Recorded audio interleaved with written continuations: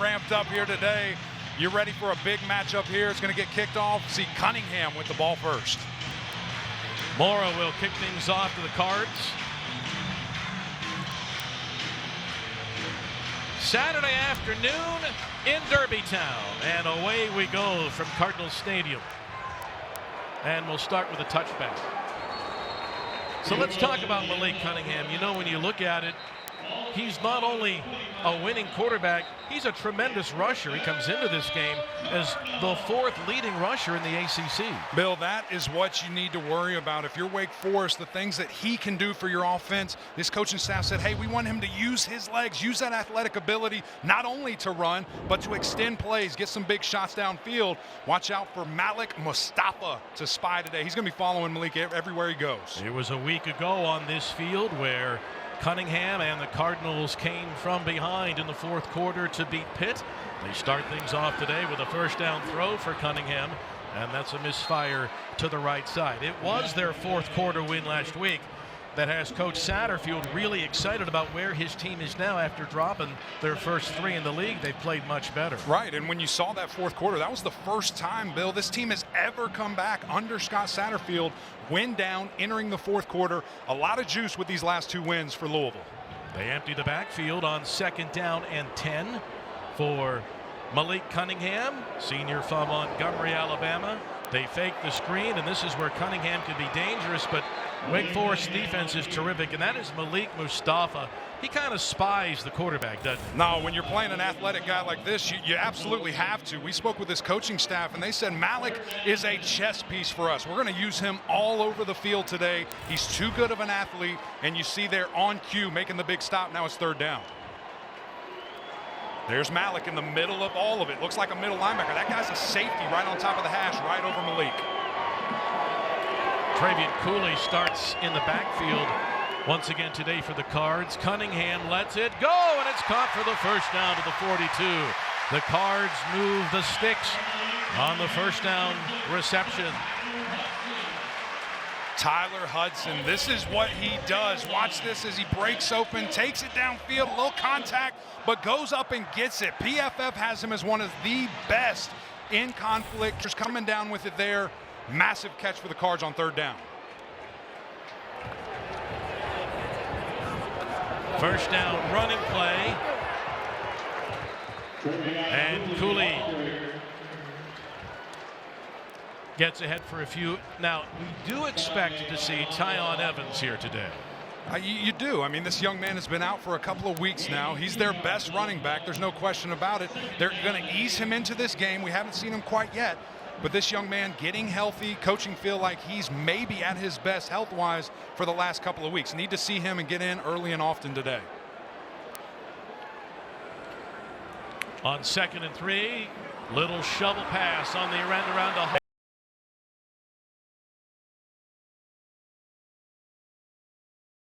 and he's ahead of the 47 of Wake, just about 2 yards shy of the first down. And this is the piece that's missing for Louisville. A little bit of tempo here, but they need Huggins-Bruce to really be able to take the top off. He's the fastest guy on the team. Get him the ball any way that you can. 3rd down and about a yard for Wake on its first possession. Here goes Cunningham. First down to the 38-yard line. Perry brings down Cunningham, but that is the dynamic that number 3 in black brings to the Cards offense. He's just a guy you have to know where he is, and guess what? No spy there. Malik was back in coverage. Malik going to take advantage of that. If you don't have an athlete that can meet his speed, he's taking off and running on you. He is not afraid at all to use those legs. They stay in the pistol. Cooley stays behind Malik Cunningham. A first down throw. Over the middle, first down to the 20, another throw and catch. Wingfield makes the play defensively. That's the 2nd big catch for Tyler Hudson today. When we were speaking with Lance Taylor and asking him about Malik, he said, we just have to get the plays that are there. That was a wide open pass. A couple of games ago, we'd see him miss that. Great to see this quarterback settling in, hitting his wide receivers, taking what the defense is giving him. From the 19-yard line as Louisville in the red zone for the first time, and they keep it on the ground. In talking with Lance Taylor, he said one of the most important things against Wake Forest, because they are so prolific offensively, no field goals. When we get in the red zone, we got to get 6. Yeah, those guys, man, when you see this defensive effort from Wake, been much improved. Just finish the drill. Get in the end zone. Hudson to the near side again. They're going to rule him out of bounds near the 12-yard line. That was Wingfield again that forced him out. Wasn't a conversion, Bill, but guess what? A completion. Rhythm. When you're seeing Malik Cunningham right now, 1, 2, 3 throw, that is a great place for him to be in. This coaching staff saying, we're working on that footwork, getting in at rhythm with his arm. Very great start here from Malik. They go trips to the wide side. They're staying on schedule. It's 3rd and 2. 10th play of the drive. Cunningham to the air, and he misfires. And that'll bring up a 4th down and short. So the Wake defense bends but doesn't break. They're going to force a field goal attempt. That was Wingfield again on the coverage. And a little bit of a decision here. Coaching staff waving them off, going for the field goal. But you saw who they were targeting, Tyler Hudson. Lance Taylor telling us we have to target this young man in the red zone. He has to become this red zone threat where we get down there, we know he's scoring a touchdown for us. 4th and 2, first possession. What do you think early? Just get points if you're Coach Satterfield? You like to get points. Anytime that you're in a game of this caliber, playing a top team, you've got to score. 29-yard attempt for James. Turner's had a great year, and that continues. 11th field goal of the year for Turner. And on their opening possession of the day, the Cards take a 3-0 lead.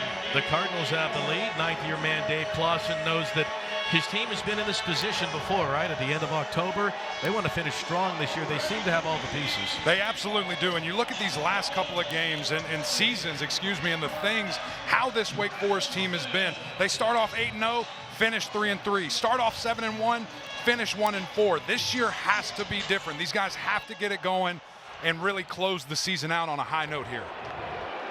Kickoff into the end zone for a touchback. Well, let's talk about the guy that's going to lead Clawson's team down the stretch again this year.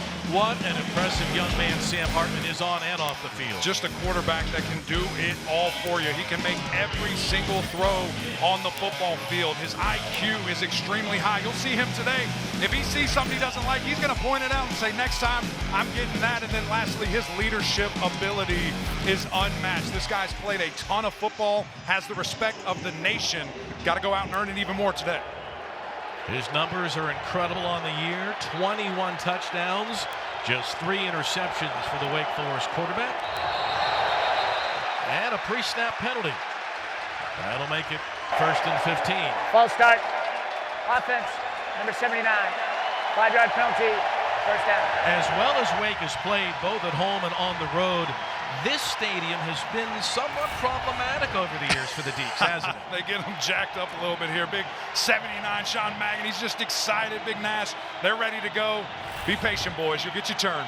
Wake is 1-3 here at Cardinals Stadium in the ACC. 1st and 15. Hartman hit as he throws, and that is what the Cards do best. They say he was throwing. The ball popped free, and it is returned, but they're ruling it an incomplete pass. Initially, now the official on the far side says it's a fumble and a touchdown. Josh Minkins picks it up, and the Cardinals claim it was a fumble. Coach Clawson says arm moving forward. Everyone on the field stopped except the linesman and the official near the goal line. So, Bill, I like that they let this play out as we're watching it right here. You want to see what's happening. Is the arm going forward? That's an incomplete pass. It's not an empty hand going forward. You see the clear motion. I appreciate the officials allowing the play, to do what it is, and maybe if it scores, there you go. But that's a clear incomplete pass. Ashton Galati was the guy that hit him from the backside. Clearly arm going forward. And that's tough by Nash. You have to hold that block, big man. When you see what your quarterback, you know what he's trying to do there. You can't allow this leakage, a free hit from the backside. You've got to protect your cue. After further review, the quarterback's hand was moving forward with possession of the ball. My rule is an incomplete pass. It'll be 2nd down at the previous spot. But the one thing that the Cards are doing differently, Galati on one side and Yaya Diaby on the other, they're putting a lot of heat on quarterbacks. No one's getting more sacks in college football right now than Louisville. Listen, that's what they do. They're first in the ACC. They're going to bring pressure. We asked that coaching staff, Sam Hartman's really good. QBR against the blitz. They said, guess what? We're going to do what we do. We're going to try to confuse this great quarterback. Great start here getting pressure on your QB.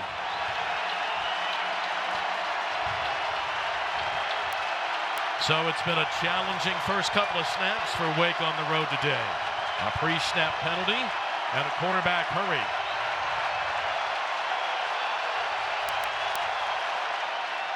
The slow developing play. Hartman in trouble again, and he gets back to the line of scrimmage. Cardinals are fired up. Abdullah comes in from the linebacker spot. He is a tremendous player who plays that outside linebacker spot for Coach Satterfield. Yes, sir. Abdullah, an absolute war daddy. He says, you want to be patient? That's not a good idea, big dog. I'm going to be in this backfield all game long. Corner cat, this is a free play right here. Flag is down. Hartman going to take a shot, and it's incomplete. But it did look like U of L was offside on the play on the 3rd and long. These defensive guys, man, they Offside. can't hide it. Defense number 7. 5-yard penalty. They're too excited. They got to get after the quarterback. Hey, coach called me. I got to be on a corner blitz. You've got to be able to hide it a little bit better. Stay patient in your stance. I understand, though. That's the thing. You got to go. You got to go. Now, Hartman has seen this before, right? Clemson tried to heat him up a lot. They blitzed all day long, and he threw 6 touchdown passes in this game. You're playing with fire when you heat him up, right? No, there's no question about it. 3rd and long here. They're going for the sticks. Hartman delivers it complete, but Morin brought down far shy of the first down. Louisville coaching staff told us, hey, look, we have to go man-to-man. We're going to force the issue with these guys. We're going to try to disrupt the timing of routes. You saw a bunch set to the left, try to confuse them pre-snap. He was on them all day long. As soon as he catches the ball, Morin did, they're putting him on the ground. Great stop by this Louisville defense. Ivan Morin to punt things away for Wake. Braden Smith, the return man for the Cards. And the Mississippi native backs all the way up inside his 20-yard line. Great punt. Now can Wake cover it. And he's banged out of bounds near the 25-yard line. 51 yards on the punt. That was Jalen Hudson that knocked him out. Back to Louisville. One another on the field demonstrate their commitment to seeing each other as equals and treating each other with respect and dignity of all times, recognizing our differences don't divide us, but make us stronger. And we've seen that throughout the conference games this past week and again here today in all sports. There's Coach Satterfield. He's got to be happy with what he's seen so far, don't you think? They score on their first possession, and their defense gets after Wake on their first time on the field defensively. I don't know, outside of scoring a touchdown, how you could have started better, my man. When you see the effort from the defense that we just did, they're going to need that all night long. Second possession, George Jordan is in the game for the first time in the backfield. He gets his first touch. And Jordan gets to around the 30-yard line on the first down carry. Bothroyd brought him down. Jordan, one of 3 backs that we will see today. Jawar is from Arizona, initially started his career up at Syracuse. Really nice bend back right there, right side of the offensive line, collapsing that line of scrimmage down. Easy cutback for Jordan, and you saw the great pickup there. Cooley started. Jordan in possession 2. We are told we'll see Tiyon Evans today as well for the Cards. 2nd and 5. Here's Cunningham to the 40 and across midfield. The dangerous Malik Cunningham in Wake territory. Mustafa made the play defensively, and Cunningham staggers to his feet after the 21-yard gain. And that's something that Louisville fans do not want to see, this young man getting up, limping around. Just has faced a ton of adversity this year with Cunningham. And you see the zone read here. He's going to put that ball in. Mustafa gets a little greedy, tries to go after the running back. Understand you have quarterback. You've got to attack him. He tried to get that ball out. Good finish there, but Cunningham is such a dangerous piece For him to go out, it's going to be tough. Yeah, Mustafa lands on that ankle. We'll check on Malik. We come back to Cardinal Stadium.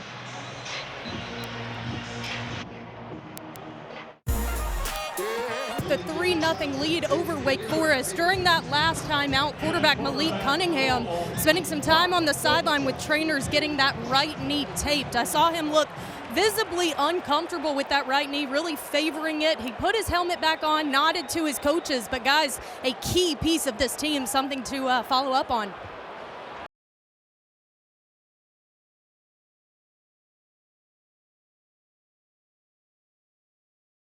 On a good run. So let's talk about Doman. You know, he came in at the beginning of that third quarter last week, played a bit, and it looks like he's going to be one and done today as he leaves and Cunningham returns. That is a sigh of relief for the Cardinal Nation for sure.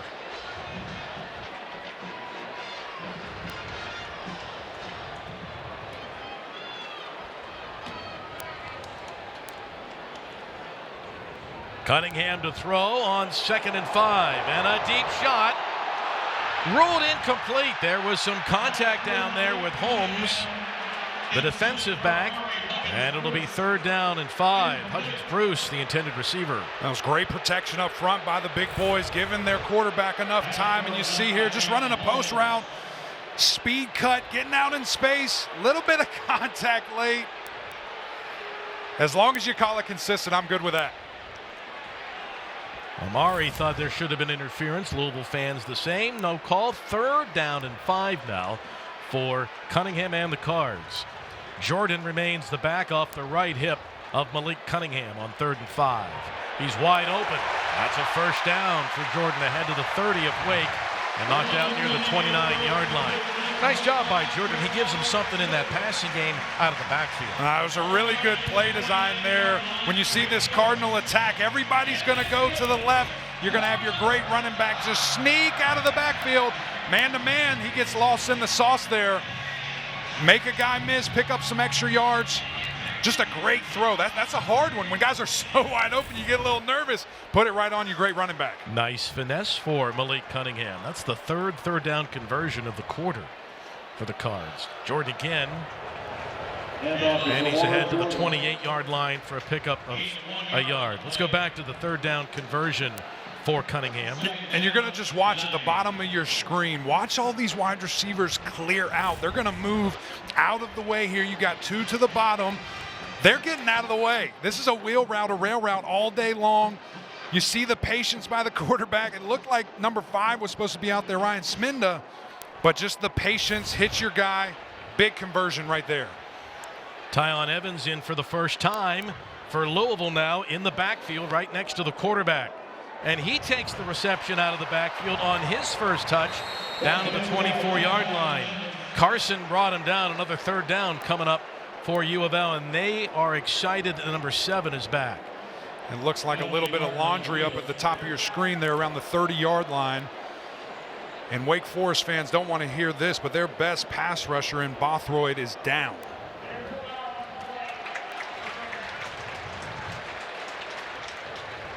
A flag on the play on the field, and a Demon Deacon on the field as well after the play. And this would be a big loss for them. Bothroyd has been tremendous. He's 5th in the league in sacks with 5. Tremendous pass rusher. And Coach Clausen talking with the linesman about the injury in the previous play. This is a massive loss for these guys, not only with the production as you see here, school rank, what he's been able to do here last season, what he's doing this season, and then the leadership aspect. You can never account enough for that. This was a young man that represented them at ACC Media Day. Very well spoken, delivers the message like he's a coach out there talking with the guys. Hobbling off at a nice pace, but this is going to be tough. You see him lined up here inside.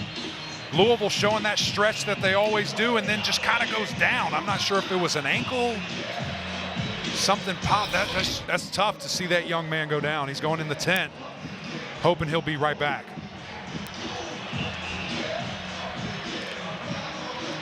Louisville's been good so far on third downs today. 3 of 4 for Cunningham. Jordan will line up behind him again. 3rd and 4. Out of the pistol, Cunningham to the boundary, and he's short. Partner, I don't love that call. I'd love to see you get your big athlete out in space, and Cunningham allow him to throw it, to your tight end and Marshawn Ford, coming across the formation there, Atlanta back, if you will, hit him in the flats. Just really give him a chance to make something happen. Malik Mustafa has demonstrated he is going to be on him. He is going to be spy anywhere that Cunningham goes. Don't love the play call, but here you are with a chance to go up 6-0. Turner hit from 29 earlier. This one will be from just inside 40 yards. He was 11 of 12 on the year, and he scoots that one inside the upright as well. 6-0 is the score, and the Cardinals have jumped out to a 6-0 lead here in this first quarter over 10th-ranked Wake Forest. Let's game when you're entering the fourth quarter down. So that's something. Momentum is building, confidence is building, and they're up 6-0 on the number 10 team in the country. They want to get this home field advantage back at Cardinal Stadium. This has been a really tough place to play for visiting teams over the years. Cards up to a 6-0 lead. Williams has a chance to return this one from near the 2. Keyshawn gets to the 20, gets belted there. 6-0 Louisville leads here at Cardinal Stadium. Down to Taylor. Like you both mentioned, this has not been an easy place for this Wake Forest team to play. And, if you look around this stadium, it's not at full capacity, but the structure of the stadium allows the noise to stay in. I am down here on the 10-yard line in this end zone, right in front of the student section. And, guys, it is loud. We saw a penalized first drive for Wake Forest. I think that played a role in it. They will have to be disciplined in this end zone. Second possession of the day for Wake Forest, and Hartman over the middle connects to Perry. Good job by the umpire to duck to get out of the way. The ball comes free. They say he's down right on the 31-yard line, right at the feet of Brownlee. Bill, what do you think those big offensive linemen are thinking up there? They have no idea hold this block. I can't go downfield. I can't go backwards. What am I going to do? Just sit here and hope that my quarterback makes the right decision. The trust that not only they have, but Sam has of them is remarkable. That slow zone mesh, man, Sam is just perfect at it, and he makes all the right reads most of the time. Enough for the first down to the 31-yard line. The Deeks move the sticks for the first time. This time they do keep it on the ground. That'll be a gain of about a yard or 2. Tell me how hard that is for linemen on both sides of the ball when you run this RPO. Listen, man, it's not fun because you're just sitting there and you can't go anywhere. You're just holding on without holding on. Defensive tackle's trying to rip your head off. And then at times like this, when it's a 1-yard pickup, you're like, man, Sam, throw the ball, baby. Now, you asked Sam, what is your read? Are you looking at the Sam linebacker? Are you looking at the safety? What are you looking at? He said, I'm not telling. He said, what I see is what I see. I know what he's looking at. Linebacker to safety, baby. Come on. 2nd and 9 on the ground again to Turner, and he's back in the line of scrimmage. It'll be 3rd down and 8. Louisville hangs its hat on its defense. That was Monty Montgomery. Yeah, these guys are playing special. They're playing inspired, as you see, rotating in a nickel package right here. Try to get more speed on the field. Watch Wake Forest. They're not afraid to run against something like this if they see the numbers add up. 3rd and 9. They come with the blitz. Down he goes on the 20-yard line. Miggins with a sack. Louisville absolutely bringing it. We talked to this coaching staff. We said, hold on. What are you going to do?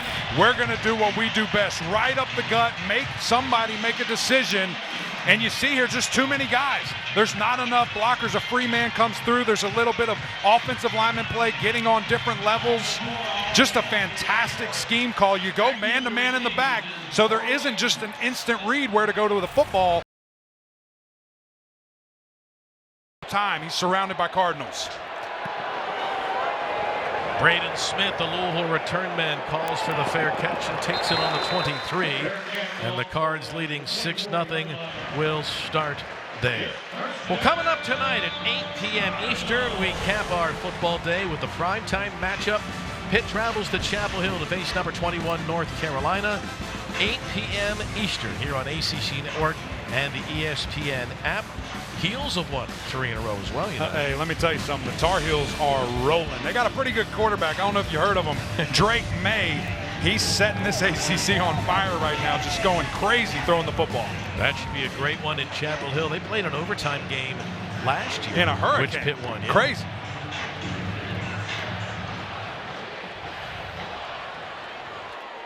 New possession and another new tailback for the Cards. Jalen Mitchell in the game in the pistol now behind Malik, and he gets his first touch of the day. One of the things the Cards talked about is the depth they have in their running back room. He's still going. Look at the big boys. Look at Mitchell. He's 214. He stands out in that running back meeting room. Is that a tight end or is that a running back, man? Just look a at big, those guns. Powerful back. You see that offensive line get rolling here. Things you love to see. Just keep those legs churning, running through arm tackles. Look at the big boys. Big Chandler. Push them forward. Gonzalez in there doing a great job. Awesome effort run. Cunningham on 2nd and 2. He'll have the first down and out at the 36-yard line. Remember, he got hobbled off the field earlier. He's still not at 100%, but he gets the first down. Well, if we've seen anything early, Louisville has the heart and the want-to today. You can tell. Man. Number 10 is in town. They've won a couple in a row. You just go to see the confidence, man, the excitement of this team. When you can get going, people underestimate that all the time, but when your quarterback's feeling good, when your team's feeling good, anything can happen. In this series, it's been crazy. Evans is back in the game in the backfield. He takes the toss, a sprint, and he's just tripped up near the 35-yard line by Brendan Harris. Man, it looks a little different when he touches the rock. You saw him shoot out of a cannon right there. Wasn't a huge pickup, but that speed is evident from Evans. Isn't that what Coach Satterfield and this Louisville staff thought coming into the season? We've got a lot of weapons on offense, but whether it's the line or the receivers or the backs, they haven't been able to stay healthy all season. The continuity and the lack thereof, just having your guys, has really hurt the Cardinals. They feel okay right now. False start on the right tackle.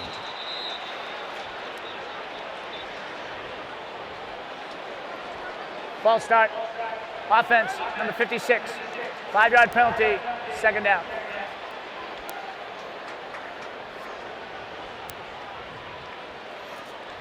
And they're going to bring him out and talk to him about it. A little bit excited there. Put your team in an adverse situation after we've been running the football. He says, I'm good. I'll calm down. They trust you, big man. Cards have run already for 65 yards as a team in this 4th quarter. And another big hole. There goes Evans again. Boy, he is tough to tackle. He's got the first down. A.J. Williams makes the tackle on Evans. What a welcome return number 7 in black has been. That's a 13-yard pickup. Really good job here by the right tackle, just collapsing number 30, bringing him down. And Davis, a guy who's known to be a pass rusher. Great read, great vision by Tiyon Evans, staying patient. That cutback lane wide open. He hits it in a hurry. Just shy of midfield in the final minute of the 1st quarter for the Cards. Cunningham through the air. Connects to Carter. Right in front of the Wake bench. Carson pushes him out of bounds. Listen, Cunningham right now playing very confident. We're seeing him trust his reads, trust his throw. The footwork is adding up with the hand motion. This is something that we haven't seen from him on a consistent basis yet this season. He's putting it together right here before our eyes against Wake Forest. Interesting play call here on 2nd down and about a yard. What are you going to do here? I'd love to see a shot here. You know you have another down to pick it up. Let's test them deep and take a shot. Final play of the quarter. They keep it on the ground, and Evans struggles enough for the first down to the Wake 40-yard line. So Pretty you want to good be first conservative quarter for Louisville, don't you think? No, it is, man. It's perfect to see the movement of this team, the things that they're able to do. Great start. After 1. The Cards a 6-0 lead on their home field over number 10 Wake Forest. By rule, somebody had to win. 4th overtime, Jake the Snake Garcia, 2-point conversion good. Miami defeats Virginia 14-12. Bill and my guy, Emac, back to you. You ever play in a 4 overtime game? How about that? No, I haven't, JC. I know that was fun to see, buddy. What a bounce back win. Look out. Here's a flea flicker. Cunningham fires deep. He's got his man inside the 5, down to the 1-yard line. Trickeration for Malik and the Cardinals.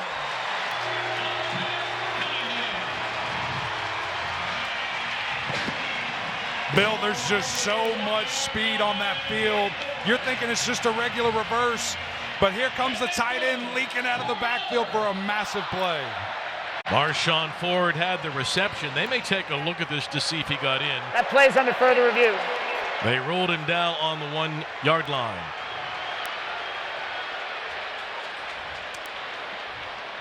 Marshawn Ford on the receiving end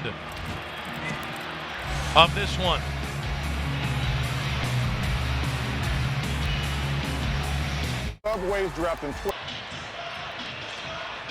Back in Louisville on their very first play of the second quarter, the Cardinals a little trickery. The catch was made by Marshawn Ford. Where is he down, Emac? Right there? Yeah, he's short. It was a great view by the referee. He was right there, saw it the whole time. Love to see Malik air it out a little bit for him, but a great catch, great play. First and goal near the 2. Cunningham gets in for the touchdown.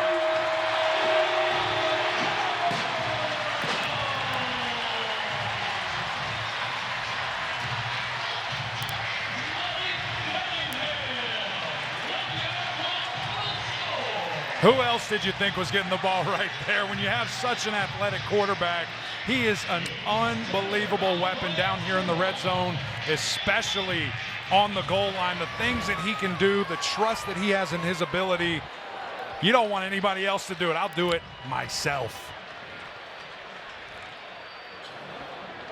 James Turner adds the extra point, and Louisville completes a 76-yard scoring drive in 8 plays, and they jump out to a 13-0 lead.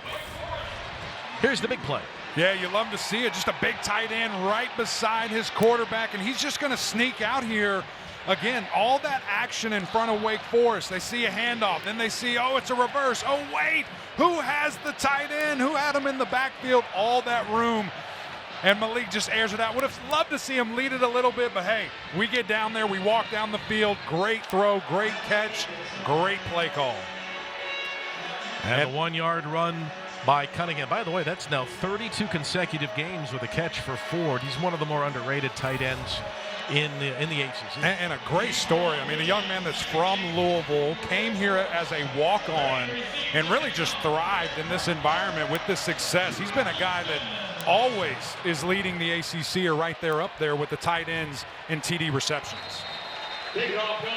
Ball goes through for a touchback, and Wake Forest will get the ball back. And the story for the Deeks has been, how are we protecting our QB? These guys are getting after Sam Hartman. The pressure, the exotic looks, the man-to-man on the back end is really creating problems for Sam. The receivers aren't able to get open as quick. His first read isn't there, and it's too late. Pressure's right in his face. These guys are doing an unbelievable job, Louisville. Coach Brown dialing up an amazing game to start. But you got to weather the storm if you're Wake Forest. Here you are. If there's any team that's built for a double-digit comeback, it's Wake Forest. Hartman throws incomplete on the left side, but Perry draws the flag on Trey Clark. That'll be a pass interference call on Clark. Sam took a shot there, not feeling good, bent over. And when you see A.T. Perry, you throw it up as a quarterback. That's not a good look. Defense, number 13. 15-yard penalty, automatic. First down. Let's take another look at how Sam got shaken up on this play, because he got hit pretty good.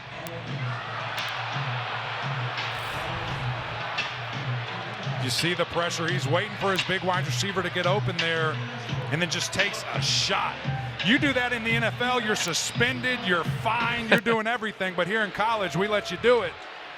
That's a big hit right there from the quarterback, taking brutal.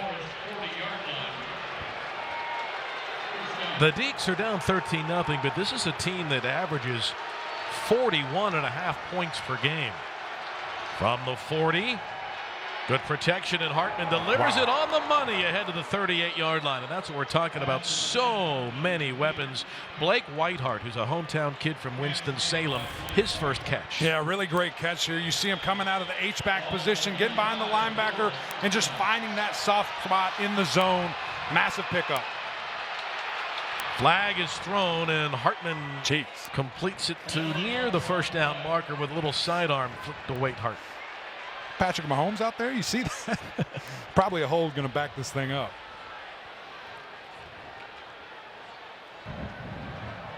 Okay. Offside. Defense lined up in the neutral zone. 5-yard penalty. First down.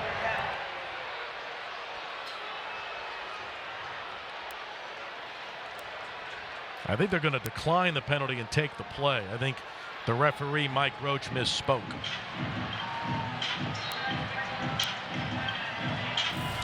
Yeah, they're going to decline the penalty and take this little sidearm flip. Watch this, man. Just against his body, going the other way, the arm angle. This guy is such an impressive talent. On the ground, inside the 25, ahead of the 24-yard line. Jones was able to push Ellison back. First down for Wake Forest, down to the 25. Yeah, that was a big collision there, but Justice Ellison able to do enough. He's been the running back that has had the hot hand. Expect them to go to him more. Hartman to the near side, and he connects with Williams, and he's out near the 15-yard line, right near the sticks once again. That's Brownlee that forced Williams out of bounds. So now we're seeing this offense really get moving. These guys are getting comfortable, although Sam still taking some shots here. As you see 13, just kind of a little skippy route, breaks out, finds where the defense isn't, picks up the nice completion.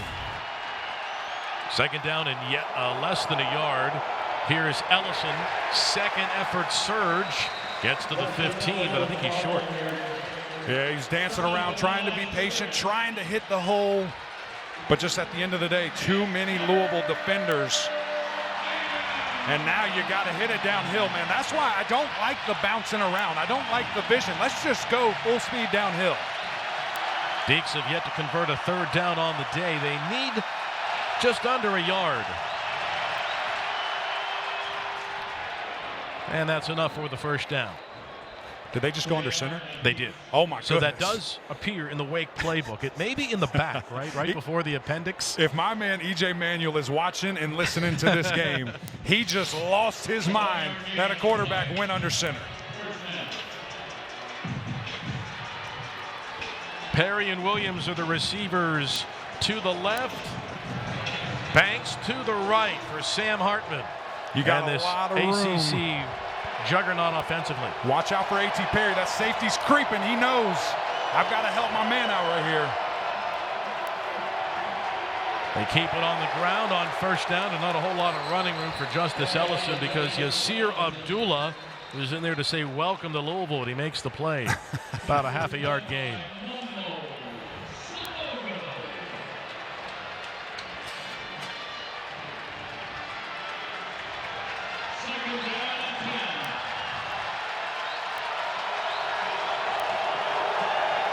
Hartman keeps it. Hartman inside the 5, lowers his shoulders. He has the first down. I think he needed to cross the 4. He took a hit from M.J. Griffin. First and goal. And so, partner, this was supposed to be a jump pass. The tight end leaks out. Sam was going to throw it right there. It was man-to-man. Wasn't open. Sam just used that momentum. Great job recognizing that, not panicking, picking up the first down.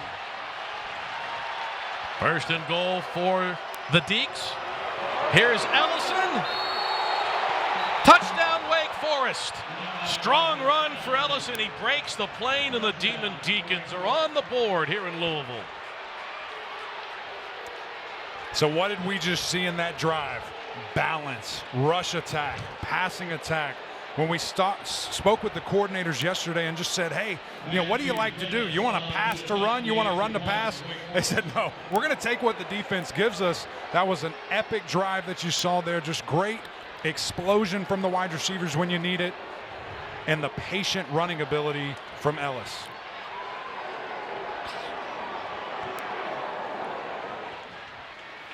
And you're going to see the big running back Ellison just churn those feet as he gets in. The zone read, Sam Hartman says, you take it. He does the rest. Wake on the board. 7-13, Cards up.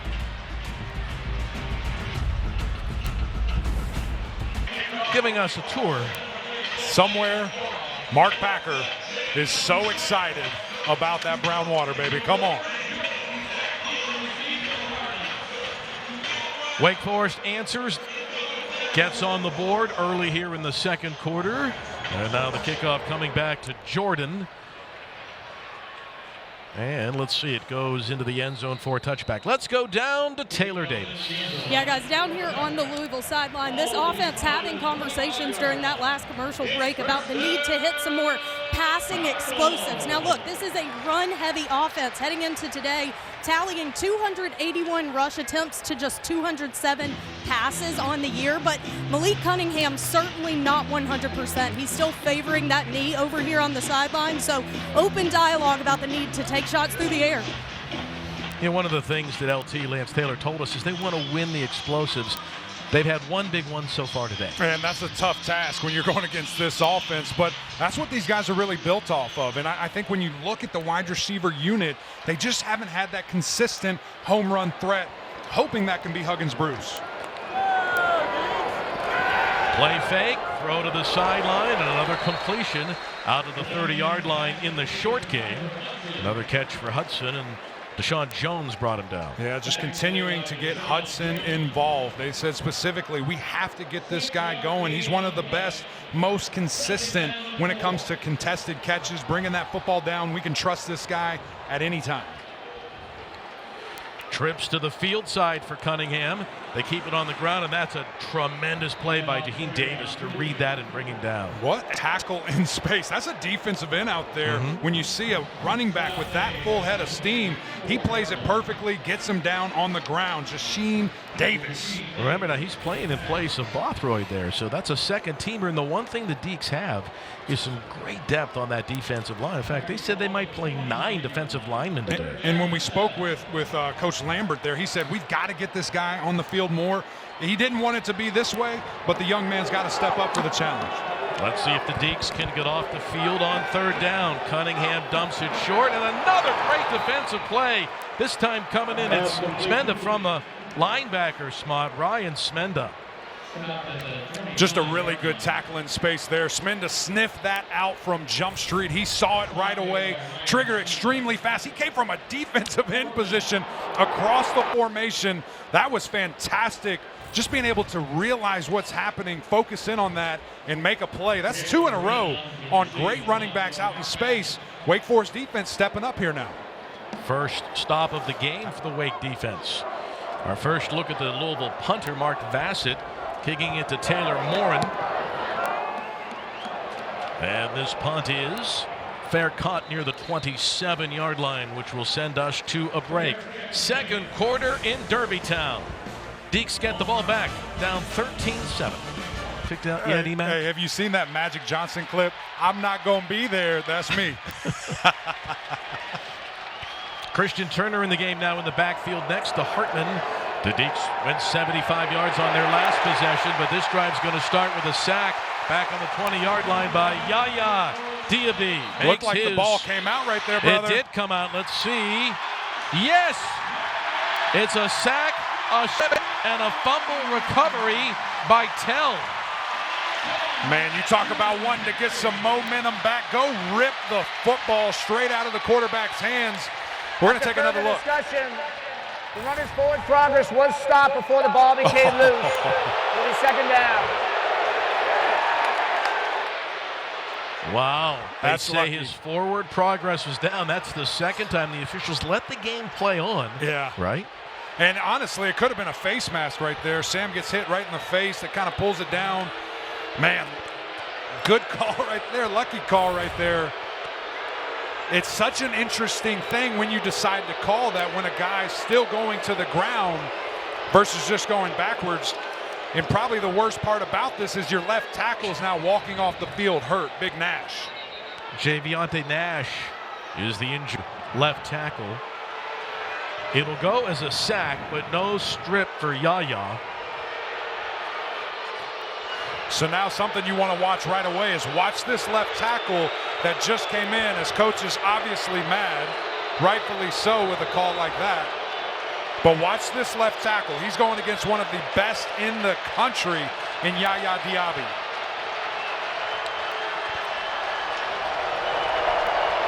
Hartman to the air, lets it go, and it's caught on the 35-yard line. Breaking free is Green, and he's got the first down. Abdullah finally makes the play on Donovan Green. What an answer for Hartman. This time they protect him, and Green makes the play. Yeah, just a really good job right here, being physical at the top of your route, making a great play outside the catch radius. On the slow mesh, breaking free is Turner. Here he comes again. Out of bounds near the 39-yard line as Abdullah makes the play again. You ask about momentum, you talk about getting that thing back, getting the football in a great situation, and now Wake Forest just pounding the football. Just a great run there, staying patient, bouncing outside when he needs to, picking up a massive gain. A 22-yard pass, a 20-yard pass on consecutive plays. Now on first down, Hartman to the air, a deep shot, and that'll be a flag. Clearly a pass interference call. That's Banks, who's just a terrific player, and Trey Clark Pass for the second time today. Defense number 13. 15-yard penalty, automatic, first down. So really an unsung kind of hero here in this offense is the running backs in the backfield in pass protection. Watch this right here with Christian Turner. There's going to be a free blitzer. He's coming. Monty Montgomery, bam, gives your quarterback time. Great job by Sam, slightly moving over. Don't panic. Trust your protection. Able to take a shot downfield, 3:15. They keep it on the ground on first down to Christian Turner. And he stopped, be about a yard loss on the play. How hard is it for the maturity of a defender at this point? You think you got a fumble. Right. The officials turn it over, and then bam, bam, Wake's knocking on the door. Against a team like this, you've got to move on to the next play because they can hurt you fast. Here's Turner out of the backfield, and the Cards defense responds there. It'll be third down. And another thing that is just so difficult about this offense, they take so many shots. As a defensive back, as a corner especially, it's hard not to be handsy. It's hard not to be aggressive. So many of these free plays happen for Wake.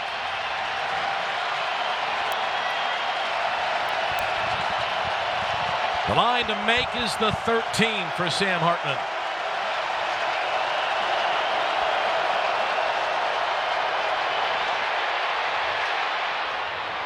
To the tight end, the first down again to Whitehart. Momo Sinaga the play defensively, but the Demon Deacons are a veteran team, and they have made some big plays on third down today. And that was just a great job holding up protection. When Louisville's not bringing pressure, you've got to give Sam Hartman all the time in the world to throw. That's exactly what the offensive line did.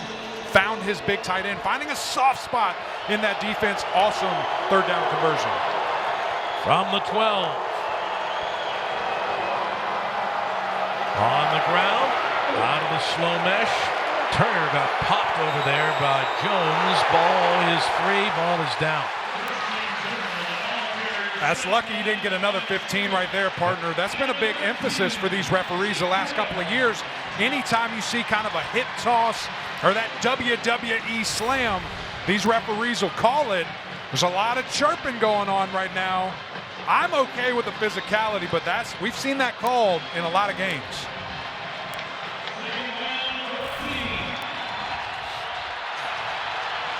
Back to the 16-yard line. Hartman to the air. Sam lets it go, and it's right through the hands of Banks. And you see they're trying to go right at KeiTrel Clark. A lot of barking going on between Banks and Clark. The aggressiveness of Sam Hartman. I thought he was just going to throw it away, partner, but he rifles it in there, and almost a tremendous play by Banks.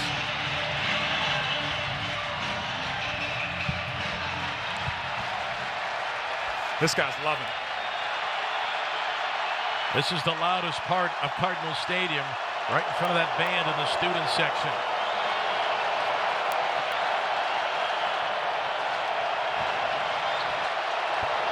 Hartman to the air, Banks the catch. Touchdown Wake Forest. What a throw and immaculate catch by Banks. The game is tied. Partner, let me just tell you something. When you can run the back shoulder fade to perfection like Sam Hartman and Wake Forest can, it's unstoppable. There's no defense. This crowd's reacting. They want it to be a drop. We'll take a second look at this. That's one way to stop it. It's not a catch. Referee's going to take another look here.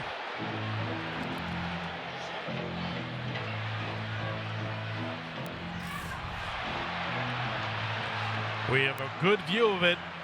What a huge throw.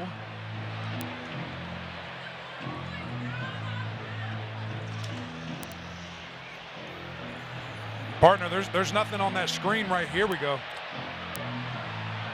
DB does a great job getting his hands on it. That's a drop. That ball hits the ground. Nose of the ball hits the ground and pops out. What a play by the defender there. KeiTrel Clark popping that football out.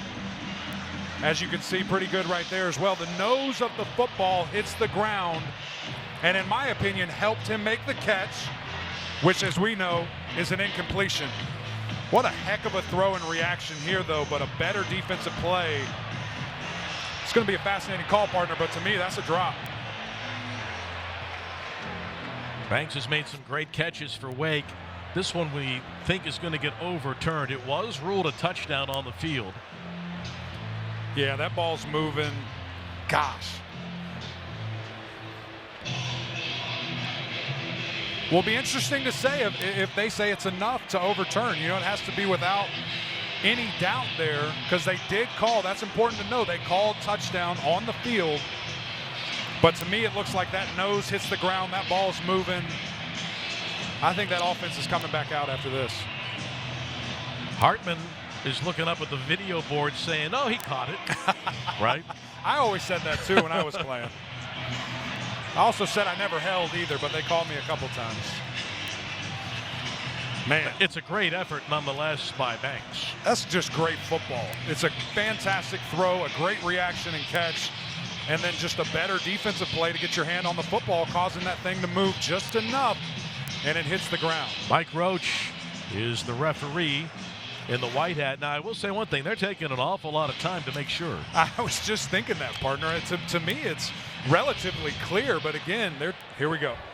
After further review, the ruling on the field stands. Wow. It is a touchdown. Wow. So that's three very questionable calls in favor of Wake Forest. You had the fumble that started this drive. You had a pass interference earlier in the game, and now this one. Man, that is tough. A huge third down conversion for the touchdown, and now a chance for Wake Forest to take the lead.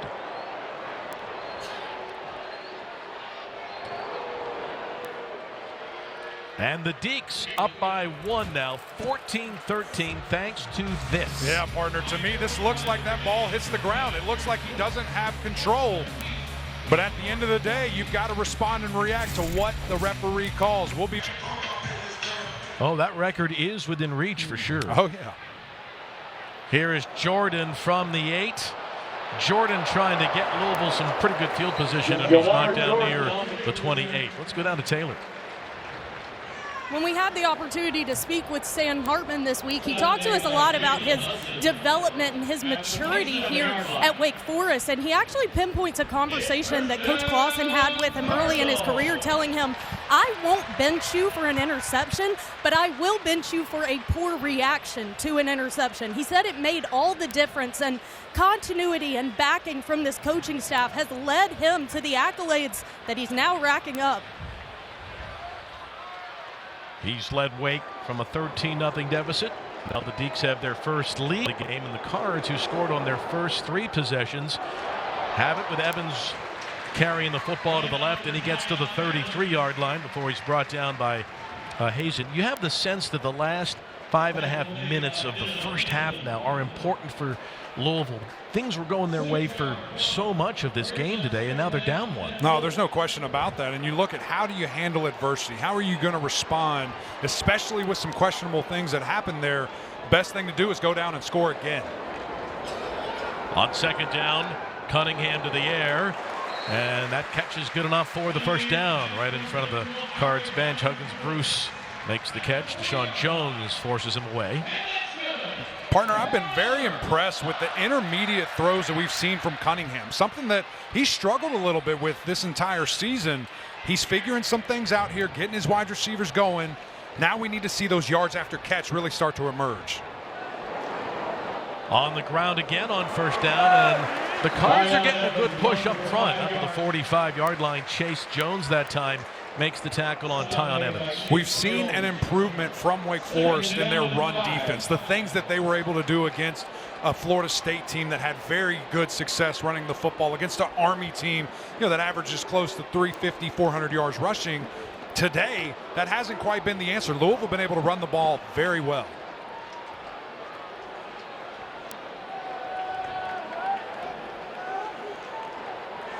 Out of the pistol, Evans again, nice cut to the right. He's got the first down, runs over the safety, and gets to the 48-yard line. A.J. Williams finally brought him down. They said Evans had a really good week in practice, and he looked fresh. It's nice when you have your ace. It's nice when you have your best player in the backfield. And what does he do? That was designed to go in the AB gap. He bounced outside, huge gain. Cunningham taking a deep shot for Huggins Bruce, and it's overthrown. We have an update from the sideline once again. Taylor. Yeah, guys, keep in mind this Wake defense is still without Rondell Bothroyd. He's been out majority of this half after going out with a lower body injury early in the first quarter. I've been watching him on the sideline. He's pointing to that lower calf Achilles area. Spent some time in the tent. They tried extra tape. He spent time on the bike, but he's been on the bench for quite some time. This is a captain and a key piece of this defense. Jasheen Davis is playing in there again without him. Great open field tackle again. You talked about how good their rush defense was. That's Evan Slocum who did a good job. One thing that Coach Satterfield told this defense this week, just get them on the ground. Right. When you have athletes that are this good in space, just wrap up, do your job, bring them down. As Louisville has a 3rd and long here, watch for the RPO action. Watch for Malik getting out in space, doing what he does best.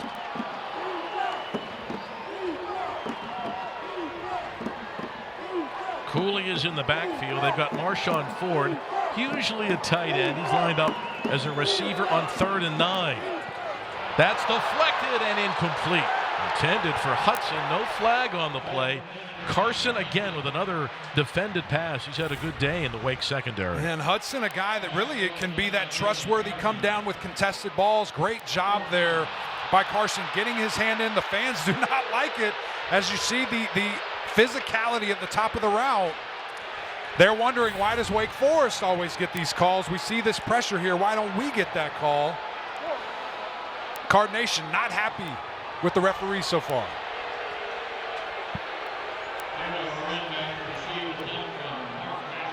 Mark Bassett, the Louisville punter, in for the second time to kick it to Taylor Morin.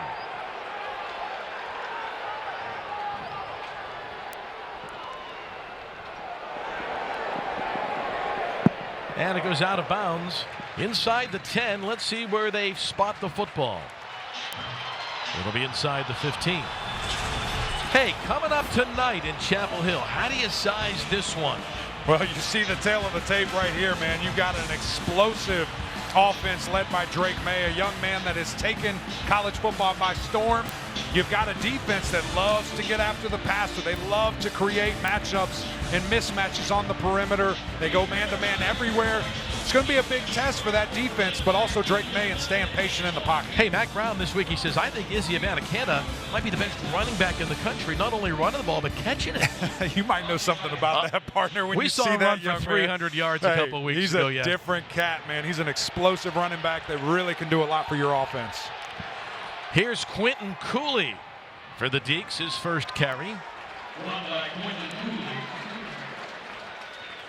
Give him a yard on the play. This is the worst drive start of the game for Wake. Under 3 minutes to go. The Cardinals do have all 3 timeouts remaining here. Keep that in mind. You know what? I used to love this. When What's we that? would be backed up, because I'm just saying more yards, more stats. Let's get them all here. I guarantee that's the same way Sam Hartman's thinking.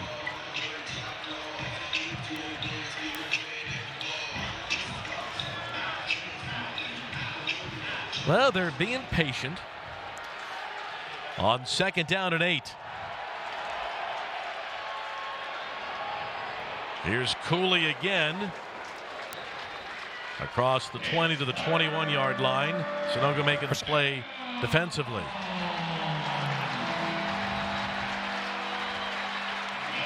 As you look at the clock, under 2 minutes to go, how do you play it? If they run the ball and you stop them, Louisville calls timeout, you think, right? No question. Louisville wants the ball back. They want to score. They may call it now, actually. And so they're slowing it down. They're thinking, we need the ball back. Give me some more time, as the referee's trying to talk to us. Some more time with Cunningham. Allow him to get back in rhythm. You do not want to go into this halftime in a deficit. But also, now you've given Wake Forest time to draw up the perfect play on 3rd and short here.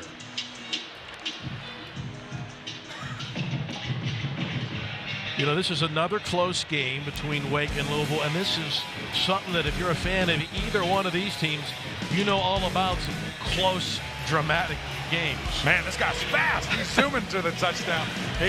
You never know what to expect. It's always fireworks. It's always coming down to the last second finish. As an absolute shootout partner, I'd be fine with that as an offensive guy. That was back in 2019. Coach Satterfield's lone win to this point over a ranked team. That was against Wake Forest. There's a big 3rd down play call here for both sides, the offense and the defense. 1-point game in the final 2:05. Hartman is going to be sacked again, back on the 17 by Trey Clark. And Satterfield on the field calling for the timeout. Well, he got what he wanted. Listen, he's going to get the ball back. That's right. KeiTrel Clark, man, just such a weapon for this Louisville team. You saw him in the end zone with what we thought was a pass breakup in the right spot. Now you see him coming off the edge.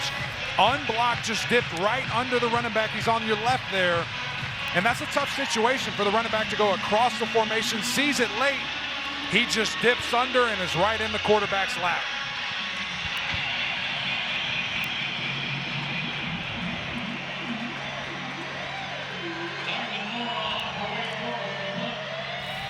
So now Mora will be punting from inside his 5 to the very dangerous Braden Smith of Louisville. And the Cards will get the ball back with under 2 minutes to go in this half, down 1. Looks like a little confusion on the field here, partner. Wake has taken a timeout now as well. Let's go down to Taylor. Yeah, guys, definitely some frustration down here with the officials. Coach Clausen challenging the refs, asking how many timeouts Louisville has left. He thinks there's been a little confusion on number tracking of timeouts. It's definitely frustration down here. Louisville has called 2. It has 1 remaining. You know what I think happened? I think the scoreboard is not updating it. At home on our screen, you can clearly see Louisville has just 1 remaining. However, here in the stadium, the scoreboard shows that they have 3 left. I think that was the issue. Louisville will have just 1 timeout remaining when it gets the ball now. And Smith backpedals. He is one of the best return men in the ACC on punts. He's going to get him the ball near the 45-yard line. Williams makes the tackle for Wake Forest. Another 51-yard punt, 7 yards on the return. And now let's see what the Cards can do with a minute 48 to go.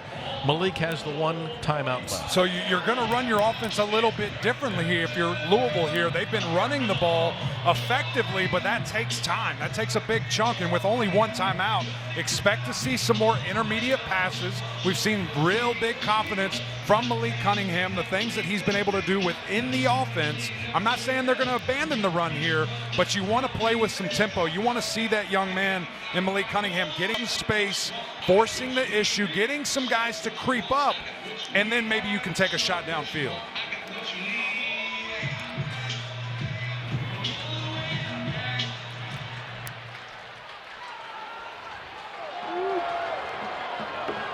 2-minute drill for the Cards, down 1. 4 receiver set. Jordan on first down. Down the sideline. Nearly in field goal range now, ahead of the 32-yard line. Hey, partner, when you can get 25 yards a clip, you can run whatever the heck you want to. You're going to watch the backside here. Just really a great job by the running back. He freezes, doesn't take anybody. And you see Jordan just get out in space, get out of bounds. Now we're in a really good spot. Everything's on the table for Louisville. 1 timeout left. James Turner, the Louisville kicker, his career long and his season long is 48 yards. So they're right at about his range now. Cam to the air. Now they're in the red zone inside the 20 as Hudson steps out to stop the clock. Now Louisville's thinking, let's get 6. Absolutely. They're getting points. We're not going into this thing empty-handed. It was a great job there again in the backfield. The protection for Malik. They blitz. Picks it up, 1, 2, 3 drop, hits your receiver. The anticipation there. Throw it to Big Hudson as he's going out of bounds.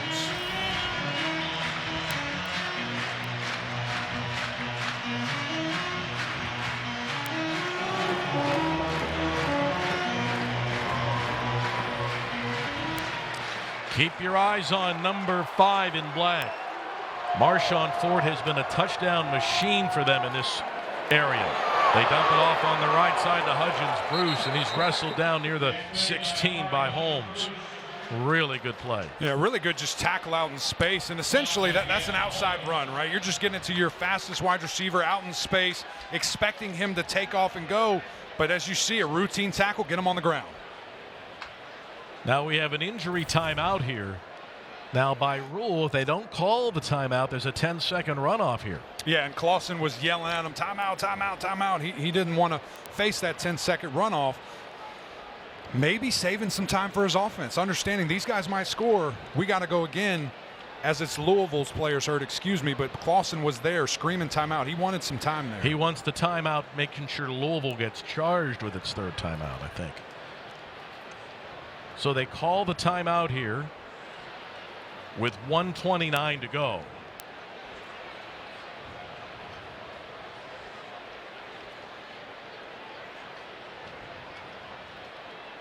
Mike Roach is the referee. Be a 30-second timeout. And you're right, it is Wake Forest that takes the timeout. Well, and that's what I saw, Clausen screaming at the refs, calling timeout. And so when you said injury, I see everybody huddled up over there. I think it's their guy. And then we see the young man on the screen. And that's their speedster. It looks like he's fine. He's running off the field here.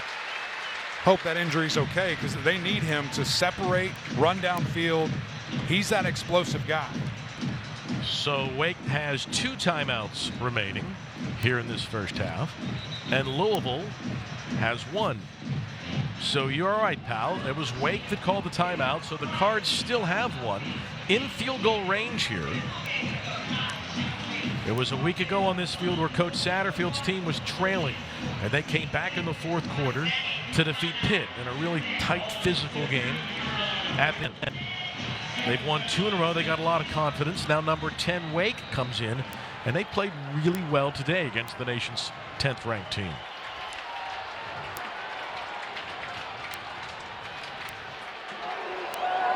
First and 10.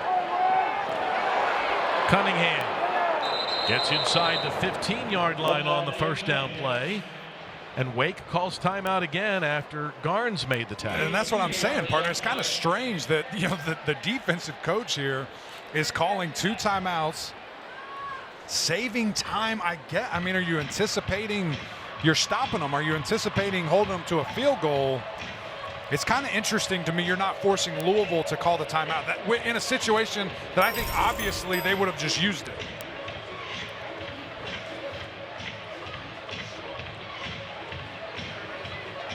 Had such a fascinating conversation yesterday, almost 45 minutes with Coach Clausen, how he has built this program, their commitment to redshirting, his commitment to staff continuity. Yeah, listen, they develop young men at a very high level. They might be 2 or 3 stars coming in, but they leave as 5 stars, man. This coaching staff, especially on the offensive side of the ball, staying together majority for 9 years. It's been tremendous to see this approach. One that he says, admittedly, doesn't work everywhere, but it works for Wake Forest and the things that they do. Well, during the timeout, the Cards make a substitute. They bring Tyler Hudson in at receiver, and Gerard Jordan now in the game in the backfield on this 3rd down play. Cunningham to the air, to Jordan, he dives in, he can't make the play. And a great play call there again. We're trying to take our wide receivers to the left. We've got kind of a deuce set. We're going to bring them over to the right and just have all that room for the wide receiver, the running back. Just great coverage. Running back not able to get there. Outstretched arms. It was that close, partner. Be a 31-yard field goal attempt for Turner. He's 2 of 2 today. He's missed just once in 13 attempts all year.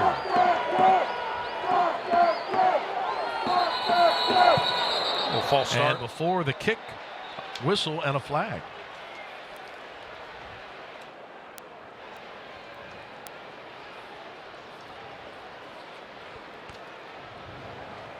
False start. Kicking team, number 54. 5-yard penalty. 4th down. So it's going to move it back. It'll be a 36-yard attempt now for James Turner, the junior place kicker for the Cards.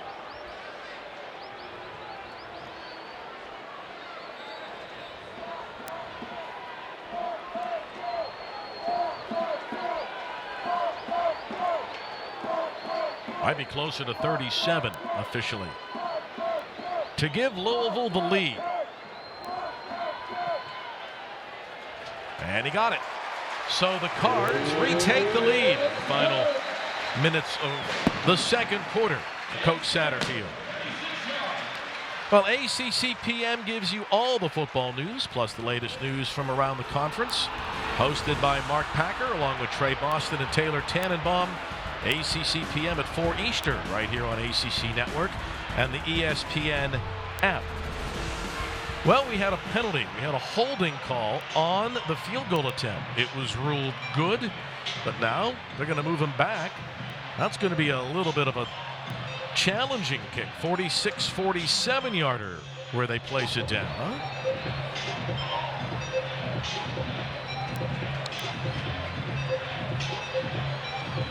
This is just a yard shy of the career long for Turner.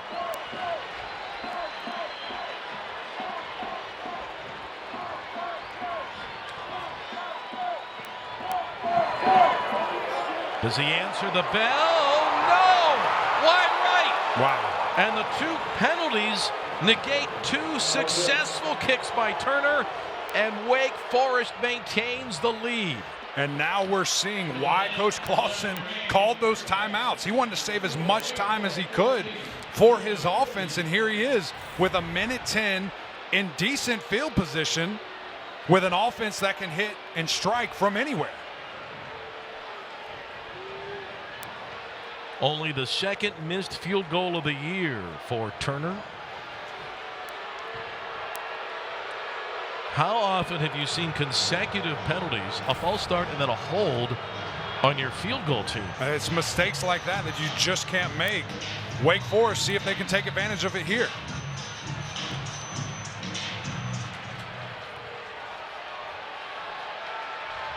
Hartman has a 1:11 left. A 1st down deep shot. Nearly a one-handed grab by Perry. Going up against Brownlee.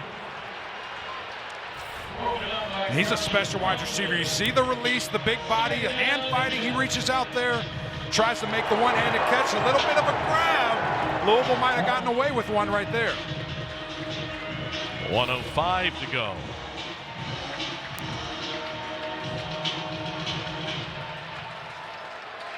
You would think Hartman's going to put it in the air, but this is where Wake can cross you up and they get that big chunk play on the ground. Ellison is in the backfield next to Hartman. There he goes. If you watch enough Wake football, they kind of have that tendency to run it just when you think the ball's going to be in the air. Yeah, they're going to try to keep you honest. They're going to keep those linebackers at bay, try to keep them moving forward, so that way a wide receiver goes right behind them. Third down now for the Deeks. Wake does have the one timeout remaining. And the slimmest of leads, 1 point in the final minute here for Wake Forest.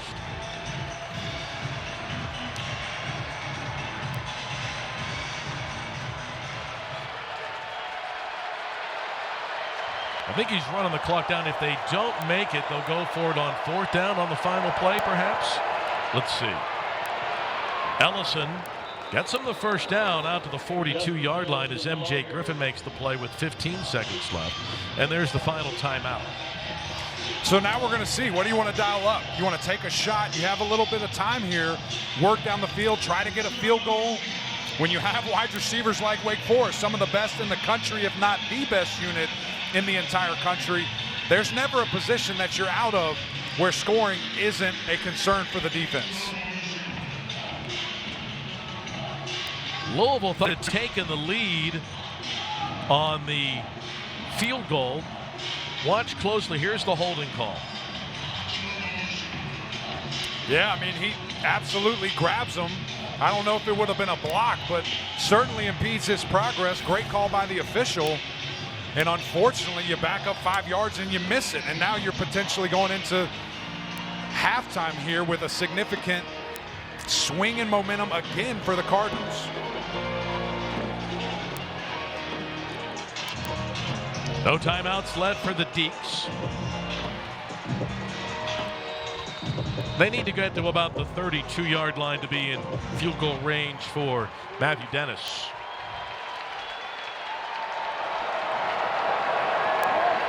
Hartman looking downfield, and he runs out of bounds near the 47-yard line with 8 seconds left. He is such a veteran guy. Everything that the defense does, it seems, he has seen before, right? He's got an answer. You know, unless he's just overwhelmed with Cardinals, he's really played a great game here and finding what the defense is giving him. And now with this situation, with having 8 seconds, do we try to push the ball downfield a little bit on the sideline, try to get a first down and kick a field goal? Or are we just going to do a little draw here, take some time off the clock? Well, Williams and A.T. Perry and Morin, they've got some guys that can make a play late. Hartman to Green. He leaps at the 15, and he's got it. That'll stop the clock with 1 second left. That's not enough time to spike and get your kicking team in. They might be taking a shot here. There's some communication there. The ball's flying around on the ground. Not enough time to spike, the so you got to go for it. Set. They're going to run a play here and take a shot at the end zone. 1 second left. Snap back. Last play of the half to the end zone. Incomplete, but there's a flag.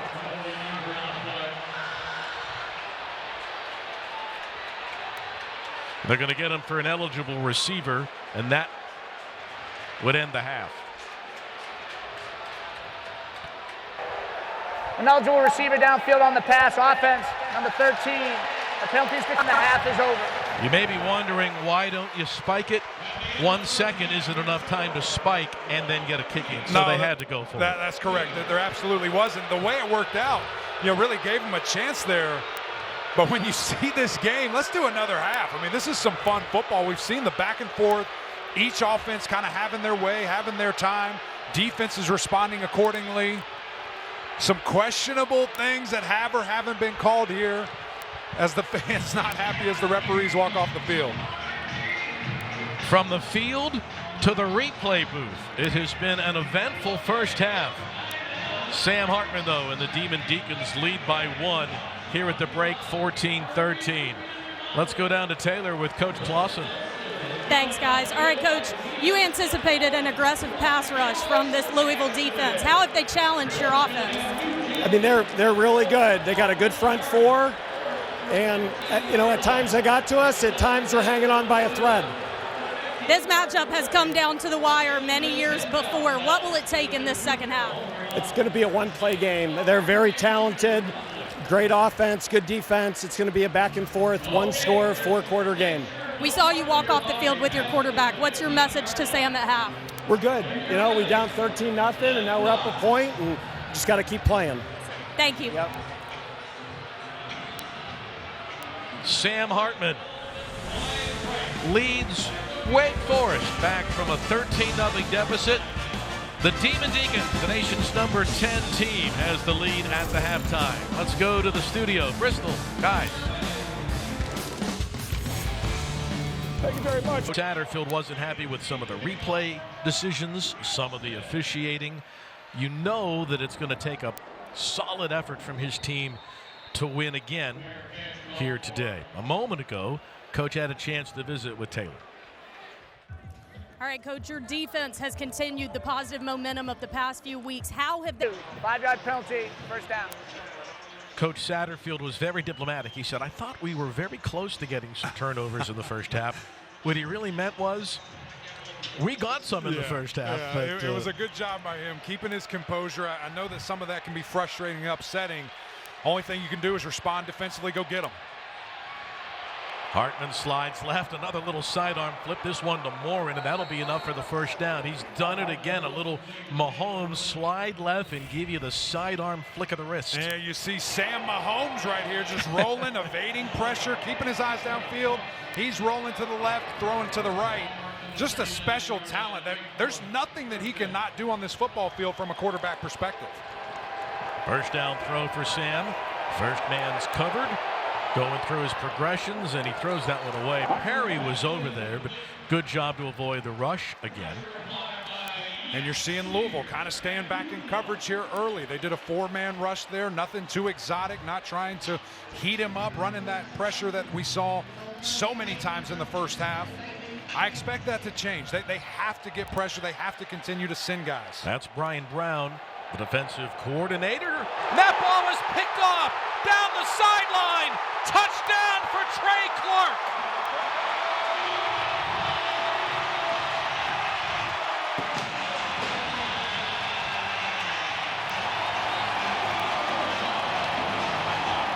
KeiTrel Clark, baller extraordinaire. He's been all over the place this football game. Fast breakups, getting after the quarterback for a sack, and now a pick six on the sideline. Coach said we're that close. Go and take it, brother. That's what he absolutely does to the house. What a play. Trey Clark did it last week against Pitt on this field, and he does it tonight against Wake Forest here at Cardinals Stadium.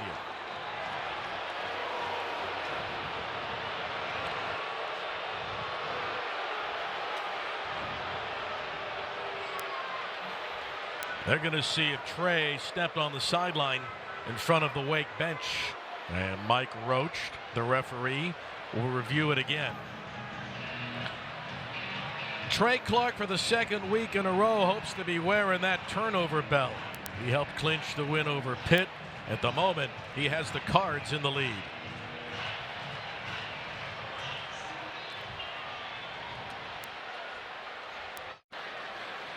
Trey Clark's a happy man. His pick six will stand. Second week in a row he's done it on this field.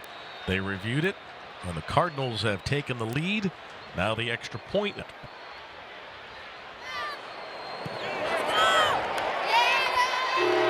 2014 U of L. All right, let's take a look again. Sam Hartman's first pass of the third quarter goes to Clark. And this is just a really great job by Clark, staying right on top of his receiver, triggering down, activating those legs, jumping the pass there, and then he does the rest to have the awareness to tiptoe on the sideline. As you see, right when Sam's winding up to throw, he breaks.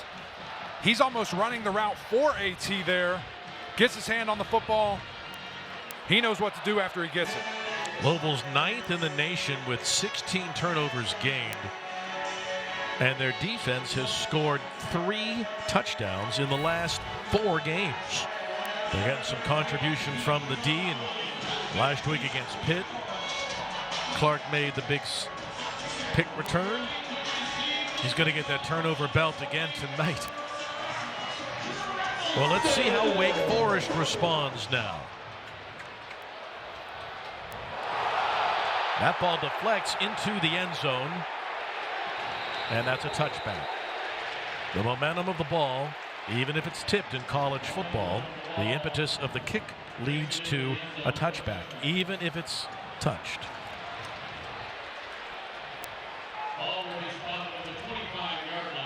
So now let's see how Hartman reacts. In the meetings yesterday, we have a chance to visit with both staffs. We asked Brian Brown, who has had success against Wake? And he says, you got to go back to last year's AC championship game, right, when Pitt did this. They pressured him. Remember, Sam threw a bunch of picks in that game. Yeah, forced him into making plays. Now what we're going to see is, how is Sam mentally? How has he grown to flush that? Here's Ellison, a first down run in a big hole, and he powers his way for 12 ahead to nearly the 37-yard line. Josh Minkins makes the play on Christian Turner.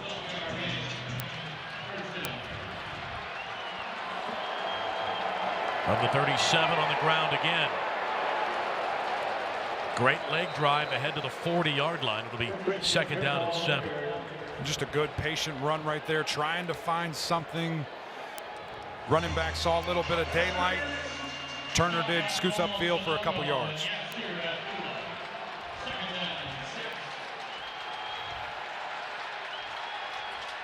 The slow mesh, the quick throw, and it's caught over there by Perry.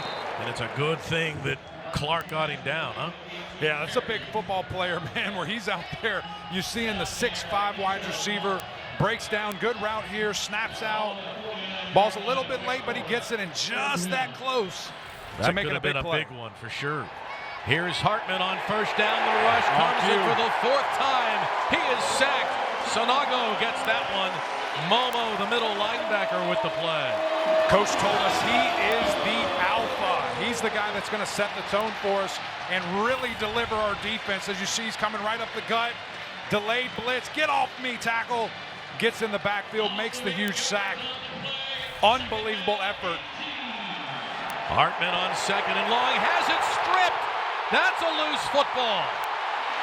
And the Cards come away with it. Abdullah gets the strip, and Louisville is in business again.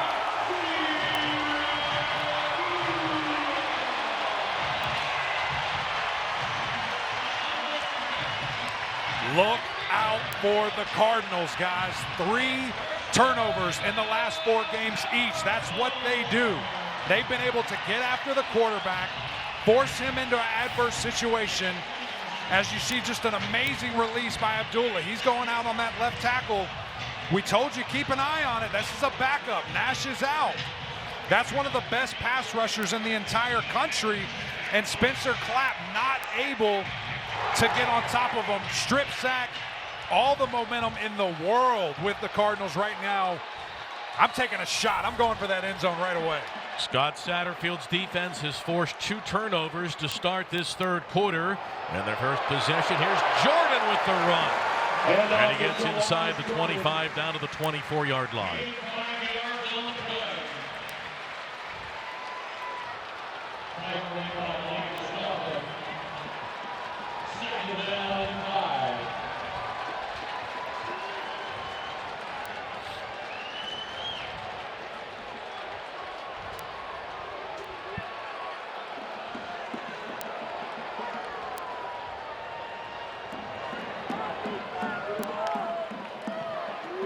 Jordan again, this time to the left. Driving his way down to the 22-yard line. Smenda brings him down. He's going to be shy of the first down by a few. And the Louisville offense will have a 3rd down coming up. This offensive line for Louisville getting great push.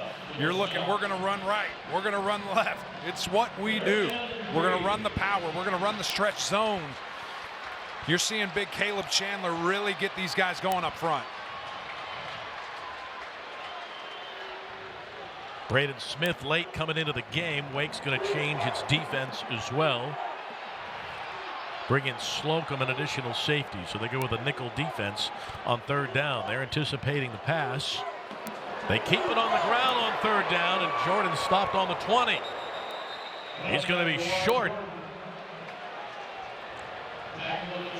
Well, in the first half in this situation, they kicked. What will they do here in the third? They're going for it. Hey, Malik looked over that sideline and said, Coach, let's roll. 4th down and less than a yard. They go fast. They hand it off. Stuffed. He didn't make it. You talk about weather and a storm, partner. Pick 6, strip sack, fumble. Defense has to bear back, go up there, stick your chest out, and get the turnover. Big momentum switch. In a game of momentum swings, Mustafa makes this play here. The Demon Deacons defense stops the Cards on 4th and 1. It's bow time. Some folks say Right now, a key 4th and 1 stop early here in the third quarter after the Deeks turned the football over. Here's what happened on 4th and a foot. Look at the top of your screen here. Malik Mustafa coming off the edge with bad intentions. He's the first one to the party and everybody else rallies.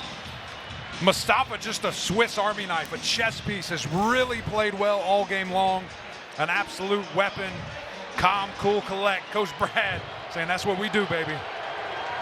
Coach Lambert is in his second stint as the defensive coordinator at Wake. He's been there for Coach Grobe, and now again at Wake. Here's a big first down run for Williams, yards after catch. Josh Minkins makes the play. It'll go for a 21-yard pickup. So what do you do when your quarterback's getting hit a lot? Get the ball out quickly. You've got those big wide receivers, your big tight end out in space. Williams says, I'll do the rest. Keyshawn, just give me some time. Great play. Hartman to the air again. This time he connects with Banks. Just shy of midfield in front of Trey Clark again. This battle between Clark and these wide receivers has been fantastic. He is physical, he's making plays, and he's telling you about it every single time. On second down, they keep it on the ground. And on second effort, Ellison is close to it. Abdullah made the play. It has been an interesting day for Clark, right? He had 2 pass interference penalties early. Right. Had a couple of pass breakups in the second quarter. Yep. And a pick 6 in the third. That's what it comes with the territory with this type of offense. That's going to test you. That's going to push the ball downfield. And he's having that short-term memory where he's throwing those away, getting in the play. First down run. Cards stretch it out. And a good play, no gain. That's Perry that eventually made the play. And if you're going to play against Wake Forest as a defensive back, you have to have a short memory, don't you? You've got to, because guess what? The very next play, they're going to go deep again. So if you're not ready, if you're not willing to do what it takes, get somebody else in there. KeiTrel Clark has certainly been up for the task. Hartman looking at the air again, lets it go, and he's got his tight end ahead of the 40-yard line. Whitehurt brought down by Momo Sonogo. Another third down. It could be 4-down territory if they don't convert. It's 3rd and 2. Yeah, and Abdullah was free off the edge there. Nobody blocking him, no one even looking at him. You want to protect your quarterback, you got to get a hand on that guy. He's one of the best in the entire country. Deeks are 4 of 7 on 3rd down today. Williams coming back to the near side on 3rd down for Hartman.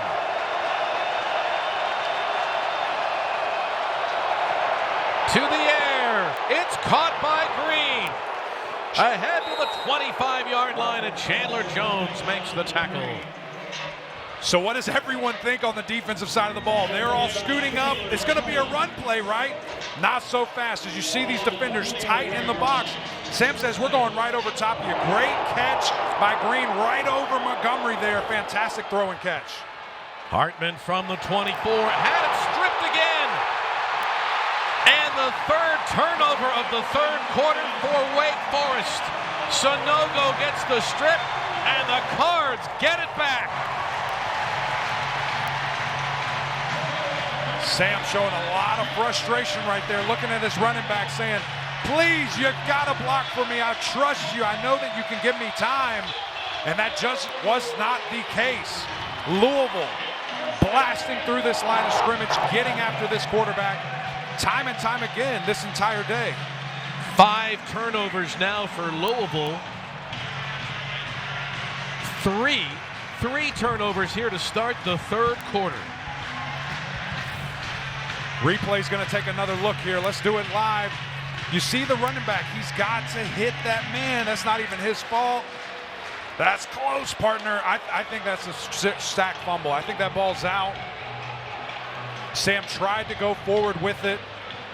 Obviously frustrated, feel like he has no time, but that was actually his big center, one of his best friends, Michael Juergens, up front.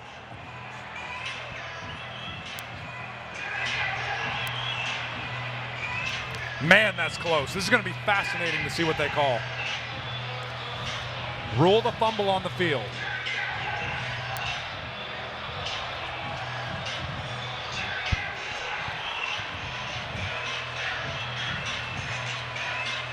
Here it is again.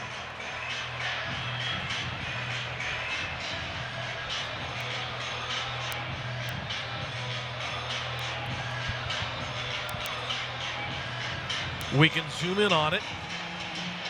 Is his arm moving forward? Oh, man, that's close.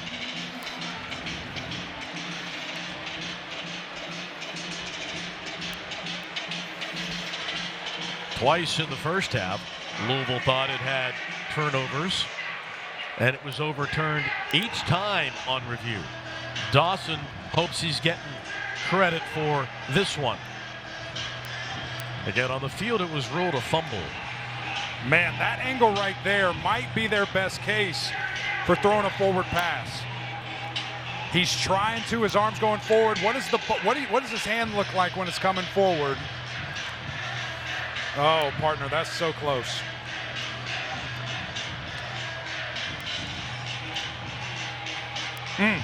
If they overturn this one, these Louisville fans, some of them are going to lose their minds. They're going to go here. nuts. Yeah. They're going to go nuts. And with them taking so long, I think that's where we're going to get After here. further review, the ruling on the field of a fumble stands. Oh. It'll be first down for Louisville. The luck for the Cards. Is that 5 turnovers? 3 turnovers officially. Wow.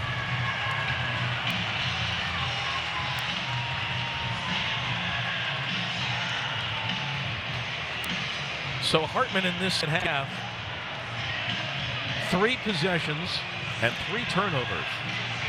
And even for the most experienced and savvy and mature guys, that's tough. This is what happened in Charlotte last year in that Pitt game. It absolutely is. How do you respond? It starts with the defense, but how is Louisville going to take advantage of this moment? Your defense has gifted you the ball. They scored for you. Can you take advantage of this situation? This has not been a turnover plagued team, but Louisville's defense has done it. That's 5 games in a row now that the Cards have converted and picked up at least 3 turnovers. That's been their MO for the guys in today, the black helmets. I was usually going to say the red, all black. First down throw, and Cunningham connects. That'll be enough for the first down out to the 37-yard line. Credit Wayman with the play defensively.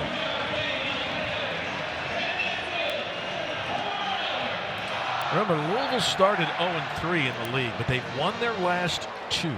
They've got a lot of confidence here.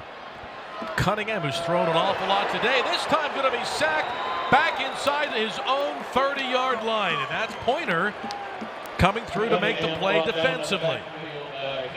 And that's Brian Hudson there blocking him. Coach said he's our most dynamic player. He's been the most consistent. Just gets kind of tossed there. Big, strong guy falling into the tackle. You see the sack. Little Reggie White. Come on, I hear you. It'll be a loss of 7, and now 2nd and 17. Here goes Evans to the corner.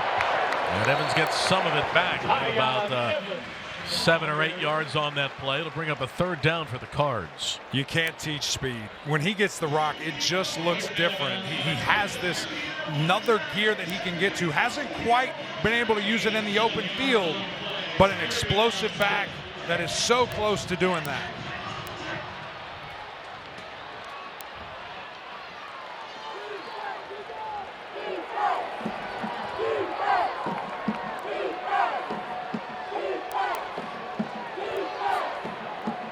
Ford and Huck Bruce are the receivers at the top of your screen on this 3rd and long. Cunningham lets it go, And a leaping grab by Hudson. Right at the sticks, he's got the first down. That might be his best throw of the day, Mac. You see the length that ball has to travel. A lot of room here. You see the down and distance. They're backed up. They're giving him anything he wants. Gets to the sticks, turns around, makes a great contested catch there. Strong hands by Hudson to come down with that football. Chris Bell in the game. He's wide to the right side. He's the freshman from Mississippi that they think so much of. They hand it off to Evans again, and he's got a hole. Evans off to the races, and he'll score.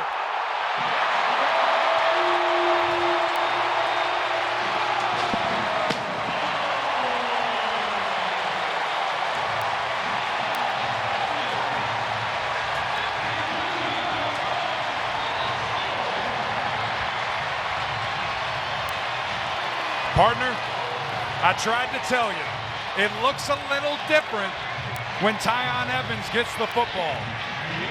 The breakaway speed, the explosion through the hole. This young man's a difference maker. He was patient, he found it, and he exploded through it for 40 plus for 6.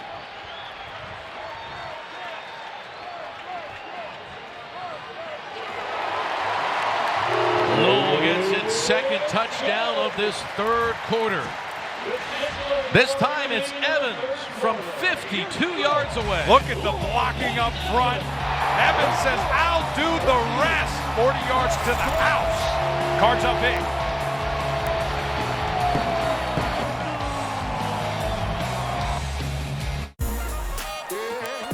Have come roaring out of the halftime locker room with 2 touchdowns. They have taken a 13-point lead over 10th-ranked Wake Forest. 27-14 the score now. As the Demon Deacons set to get the ball back, Williams watches this bounce at the 2.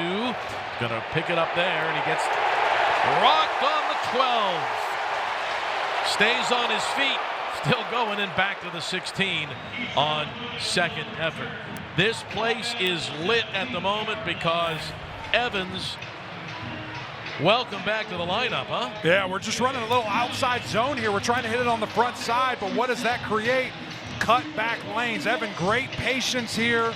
Hits the hole. The explosive home run ability from Tiyon Evans evident on that play. Great patience, great vision, great speed, my man. Evans hasn't played since the BC game. They said he had a really good week in practice. We didn't know how much he'd play today, but he's having a brilliant game in his return for the Cards. Now let's see how Wake Forest responds, trailing by 2 scores again. First down, Christian Turner. And we've said it across the 20. Time and time again, this offense has the ability to score at will. There isn't a lead that is safe when Wake Forest is playing offensive football. Now you have to protect your quarterback.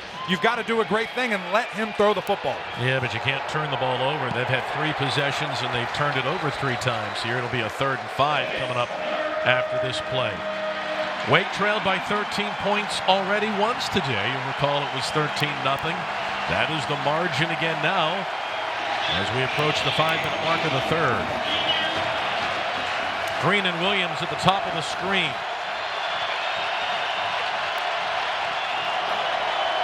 Hartman lets it go, and it's caught by Williams. Stretching forward, he tried to reach the ball across. There's the flag. You were calling it. This time they did. I told you that was going to happen. Yep. KeiTrel Clark just doing the WWE body slam. You cannot do that. Unnecessary roughness. Defense number 13, slamming the ball carrier to the ground. 15-yard penalty, automatic first down. It was already a first down. He caught the ball, momentum was going backwards, and then you add insult to injury here with the WWE slam. You can't do that. It's just an emphasis. I'm not saying there's anything wrong with it. In my world, that's a perfect tackle. These referees are going to call it.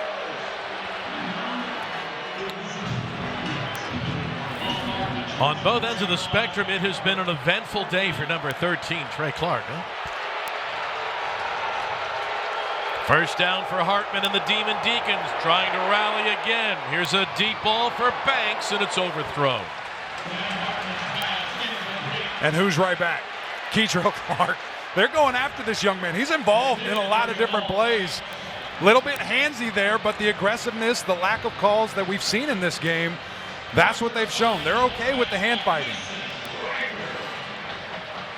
Going to see jumping out on tap. He's just going to knock his hands down that close to making another transformational play against Sam Hartman. From the 44, Hartman looking left. Over the middle, popped in the air and intercepted again. This is Monty Montgomery. He laterals it down the sideline. There goes Miggins. Inside the 10. The fourth Wake Forest turnover of the third quarter on the deflection. Cardinals Stadium is going crazy.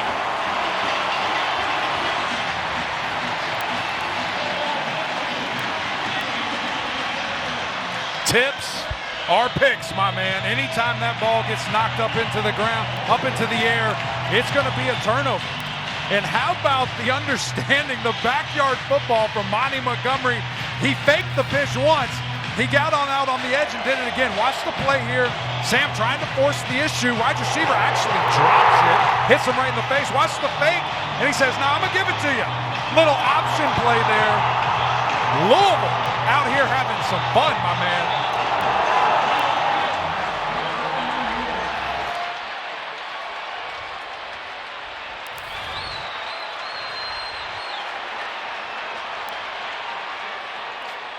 Cards on first down. Here's Cunningham. Cuts back. Cunningham scores!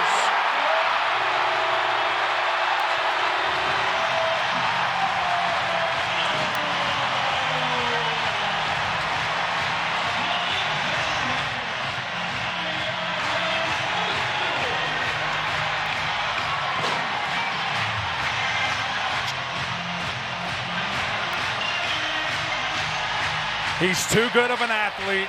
You've got to have somebody covering him at all times. Malik Cunningham, absolute weapon in the red zone. Looks like we might have a player down from Wake Forest here. But you see the read.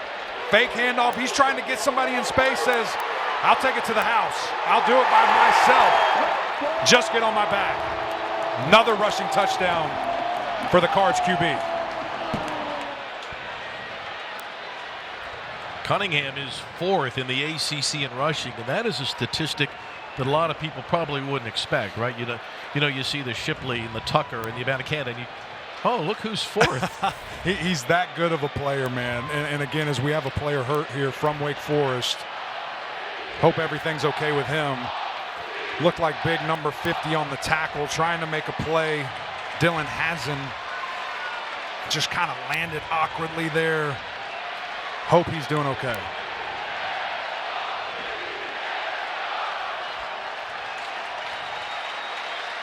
Hazen is up, and that is a good sign as he walks off under his own power. Here's what happened. As Cunningham cut back on his touchdown run, you see the dive, and he just kind of lands awkwardly, maybe on his hand or his left wrist. In any event, he's walking on under his own power to the Wake bench. And now another extra point attempt, the third of this half.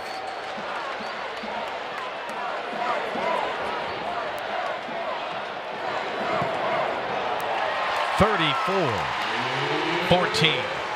4:09 to go here in the third quarter. Malik Cunningham and the Cardinals.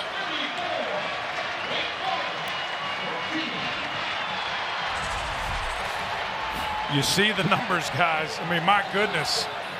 To be right behind a young man who absolutely dominated here at Louisville, dominating in the NFL, and now has a chance with a lot of game clock left to catch and then surpass Lamar Jackson. And Wake Forest now finds itself down 34-14. Jackson's number 8, one of two great jersey numbers retired here, he and Johnny Unitas. And the fans in Louisville have seen their team jump out to a 20-point lead. They have forced Sam Hartman into 4 turnovers in the third quarter on 4 possessions. There's the kickoff coming back to the Dinks. And this will roll to the 12-yard line. The return man here is Will Towns. And Will is going to get out to the 35-yard line.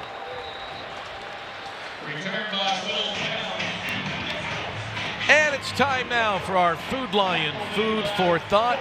Why don't we start with turnovers, Mac? Coach, it's been bad all second half, all in the third quarter so far. The Cardinals getting their hands on the football, strip sacks, knocking it loose. Wide receivers for Wake dropping the football. Louisville being opportunistic. It's just been an onslaught of bad for Wake Forest right now. They're going to try their best to overcome this, but it's starting to build up quickly, 20 points. Hartman rolling right, lets it go. Ruled incomplete. Good pass breakup by Chandler Jones. He timed it well, didn't he? He absolutely did. Really a bang-bang play there, getting to the wide receiver right as the ball did. Good pass breakup. Would have been a huge gain.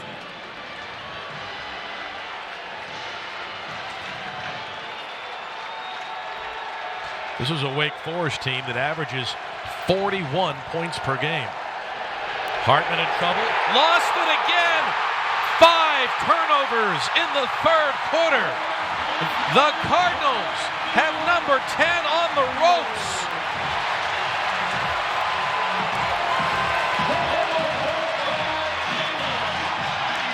Bill, I don't know if I've seen anything quite like this. They are absolutely getting after Sam Hartman, forcing all kinds of turnovers all game long. This third quarter has been an explosion defensively. And you just see left tackle, it doesn't matter who's in the game, they keep getting beat. And guys have 3 hits where they're teeing off on Sam Hartman. Now, I'd love to see a little bit better ball security. I'd love to see him have 2 hands on the football there. But at the end of the day, Sam Hartman has had no time to operate, especially in this third quarter. And you see the body language. He's going through it right now, man. This is a repeat of the ACC championship game. This is what Pittsburgh and Narduzzi did to Wake and Charlotte last year, the turnovers.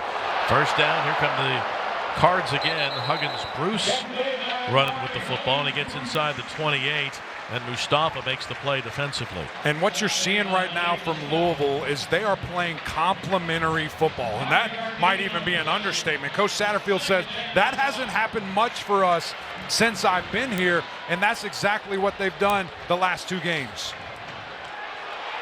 To the end zone, touchdown Louisville.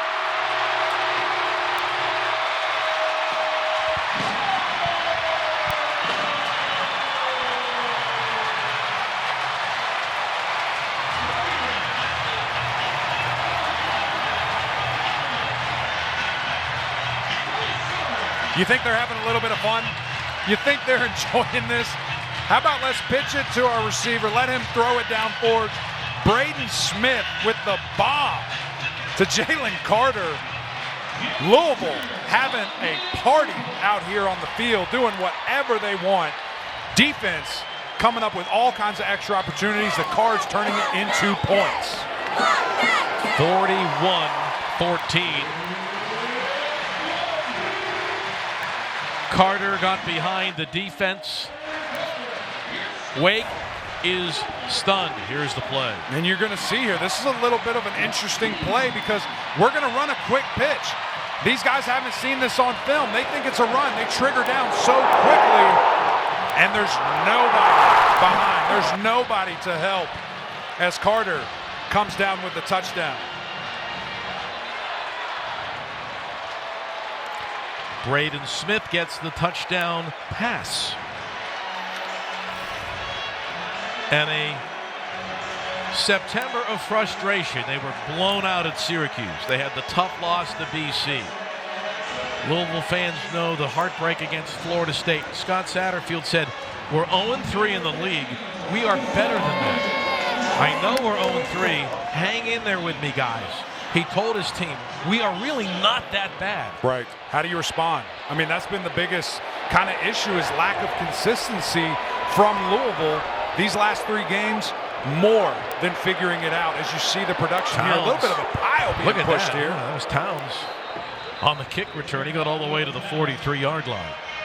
But Louisville turning a corner and really playing at a high level. I mentioned that complementary football, offense, defense, playing with each other. getting you points when you create turnovers. For more on that, let's go down to Taylor. Guys, I'm not sure I've been on a more energetic sideline than this Louisville group. I mean, the energy down here is palpable. The fans are invested, but coaches walking up and down the sideline telling their guys, stay locked in. Keep in mind, last week against Pitt was really the first time they played effectively in the fourth quarter. Up until that, fourth quarter wasn't their friend. That ball's loose. They're ruling that an incomplete pass, for which Wake Forest is happy. That was Trey Clark in the middle of it again. That was close to being a lateral, but again, number 13 in black making the play. Have you ever heard of a money game? This is a money game for KeiTrel Clark. You look at these great wide receivers from Wake Forest. He says, give me all you got, and I'll be right here ready for more. This young man is playing out of his mind. Hartman, a deep shot, this one for Banks. And no flag. Yeah, I don't like that one. That was a lot of physicality. That was a lot of grabbing. That looked like PI to me. And a third down for Hartman and the Demon Deacons. Coming into this game, Wake only had 5 turnovers for the year. For the season, they have 5 in this quarter. It's unbelievable just to see the effort. And now we have a mental miscue and a false start by the left tackle. False start. Offense, number 53. 5-yard penalty, third down. And so what is he thinking? I've given up 1,000,000 sacks today. I've got to get out of my stance. This defense is playing at such a high level right now where mentally Wake Forest is struggling.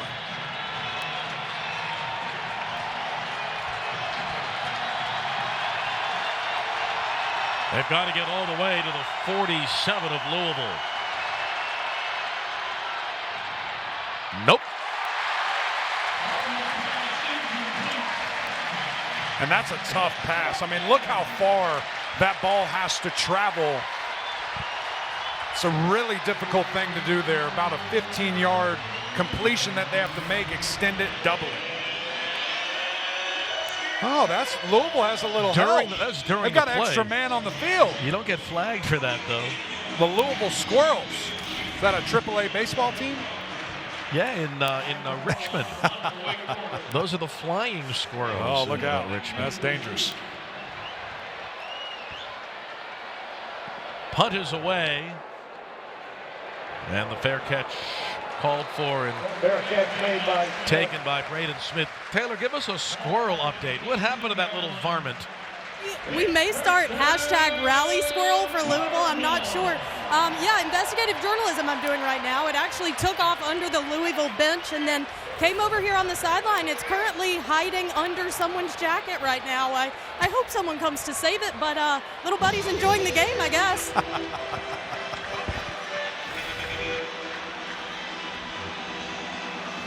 Oh, a little sandstorm. Why don't you go lift up that jacket and see what happens, Taylor? There it is. There we go. Oh, no. Okay. Oh, hey, buddy. It's okay. Oh, guys, I'm... Someone's in for a surprise when they pick up their jacket later today. First down and a run for about 2 yards in A.J. Williams. Now, Taylor, if you're very bold, move that jacket. Gosh, okay, guys, PETA is going to come after me.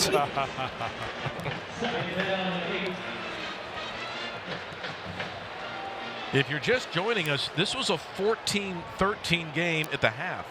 Wake Forest had the lead. 5 turnovers later, it's 41-14. Cunningham misfires on the near side. And that'll bring up a third down play. Yeah, he's just got to kind of get his hips around there a little bit better to make that throw. It's tough. Anytime a right-handed quarterback's rolling to his left, that's a really difficult pass to make. Leak just a little bit off cue there technique-wise with his lower body.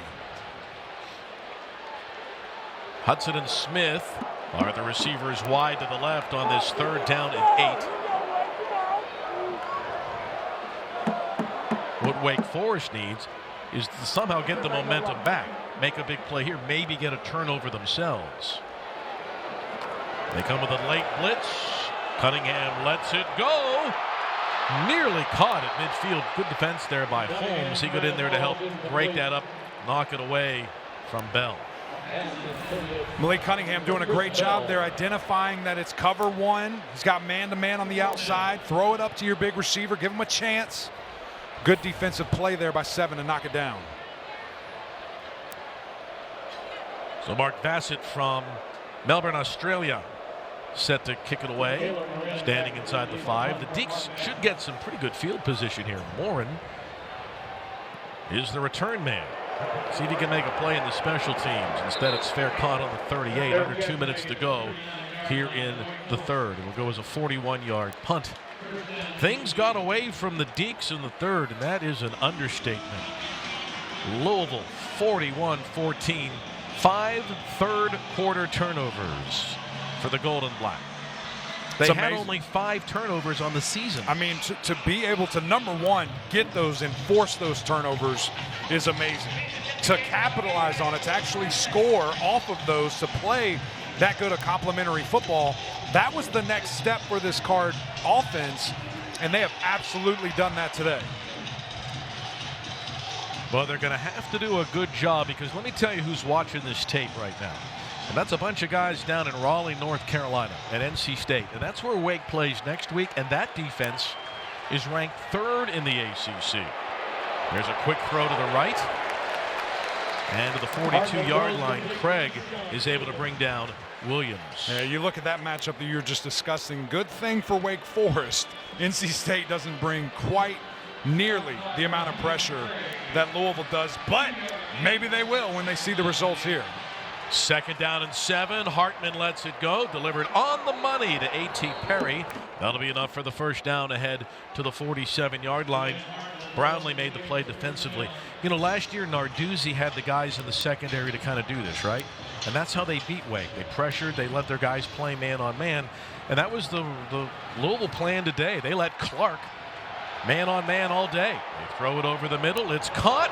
And on cue, Louisville defender Griffin makes the play. When we were talking with Coach Brown, defensive coordinator, he said, listen, we have to mix up man versus zone. When we run zone, we have to be very disciplined in our spots. These wide receivers find the holes all the time. They've mixed that up well today coverage-wise. Hartman taking a shot to the end zone. Back shoulder throw incomplete.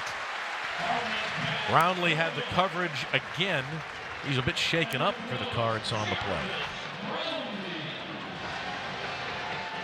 In fact, Brownlee may call himself out of the game here.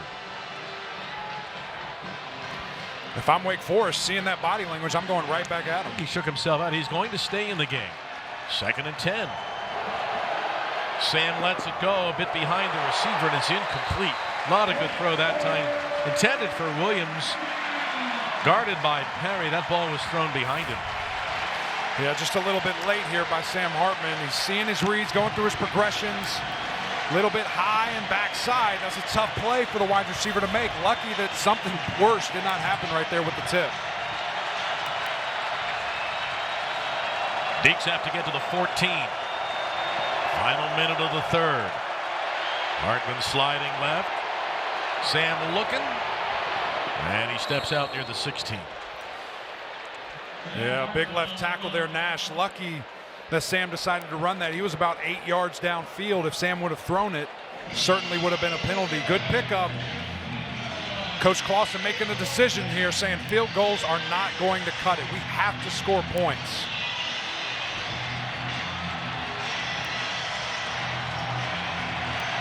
Louisville has outscored Wake 28-0 in this quarter. They've got to go for it on 4th down. Hartman picked off again. The 6th turnover. This is Riley. It's another Cardinals house call. Touchdown, Louisville.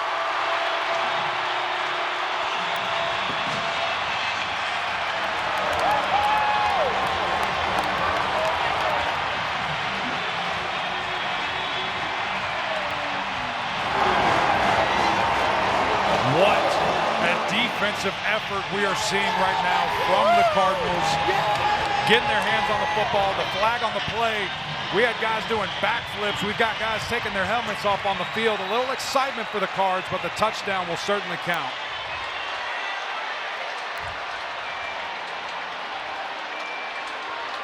Quincy Riley out of Columbia, South Carolina. He transferred from Middle After Tennessee. the interception and after the touchdown, unsportsmanlike conduct, number 3 and number 13 of the intercepting team.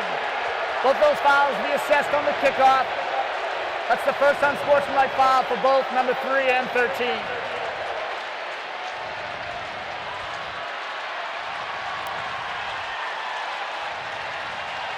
Six third quarter turnovers by Sam Hartman. 35 Louisville points. When's the last time you saw that? You've been around a little longer than I have. I'm trying I to mean, it's think. baffling. A top 10 team? Yeah. This defensive staff very confident in their plan of attack. Yesterday when we spoke to them, and you see why. Getting their hands on the football, sacking the quarterback, causing all kinds of havoc. 48 points later, here we are. Well, I don't know that Louisville has ever had a better quarter in the history of its program. Yeah, just a terrible pass there that sails on Sam right to the defender who's waiting and says thank you for the...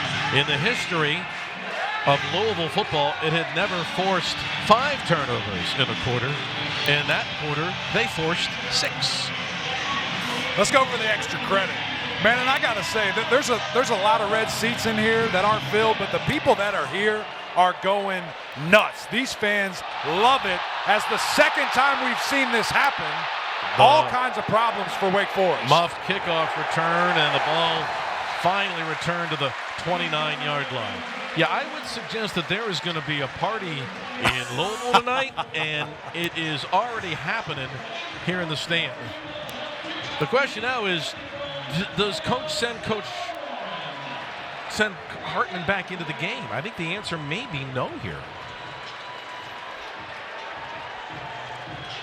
Nope. Mitch Griffiths. It's going to be Mitch Griffiths. The future. Getting a shot. Mitch You is got out a quarter. of the Broad Run High School, Stafford, Virginia. Coach's son. Loves football. Will Towns has come into the game. And now we go to the 4th quarter. There's Towns, and he gets ahead for a couple of yards.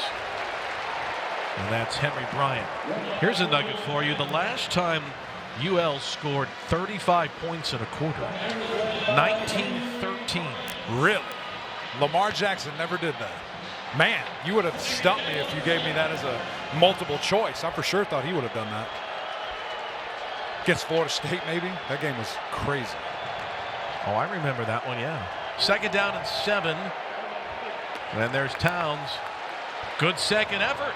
Towns has the first down and still carrying people with him. Almost to midfield. How about the effort from that young man? Keeping his shoulders down low, turning those feet. Got 19 yards out of it. You know, coaches all the time, you have a chance, even in a game that may seem out of reach. That's a freshman quarterback and a redshirt freshman running back. Good effort. Man, you're grading everything. This is now, I'm evaluating how do we respond as a team when you get your time. A lot of backups in right now.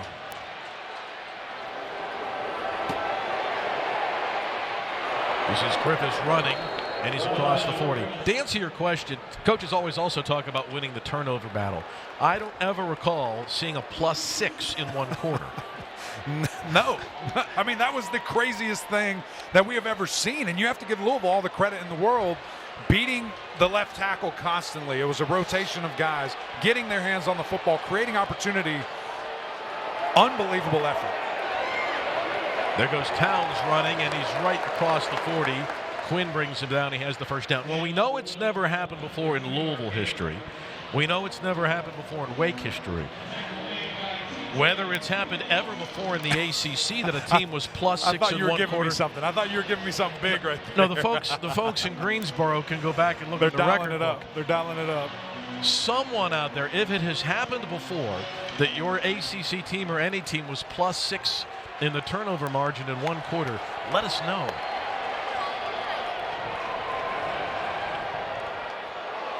That's ahead to the 35-yard line.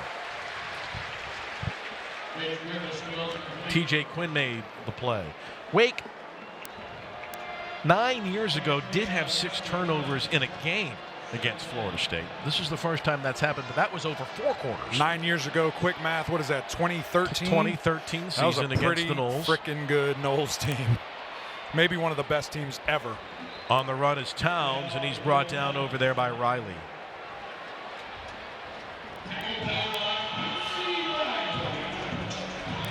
Well, Coach Brown said we've got to win the turnover battle. The only way we win the game is winning the turnover battle, and that's an understatement of the weekend in college football. You can go ahead and check that off the list. Yeah.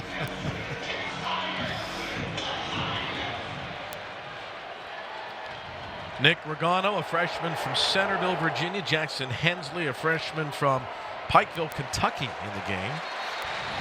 And on first down, nothing doing for Claiborne. He's also a freshman from King William High School up in Virginia. Lost the yard on the play. So what Coach Clausen is doing now, is clearly telling everybody, I'm going to play my younger guy. Right. I mean, at this point, the game is severely out of reach. Offensively, we just couldn't get anything going this entire game. Credit to Louisville. And so now, what can you do? You get valuable reps for these young guys. Great catch, great tackle. And you try to build for the future. Wake Forest develops people better than most in the entire country. And you see the results, these young guys getting reps, although in a blowout loss.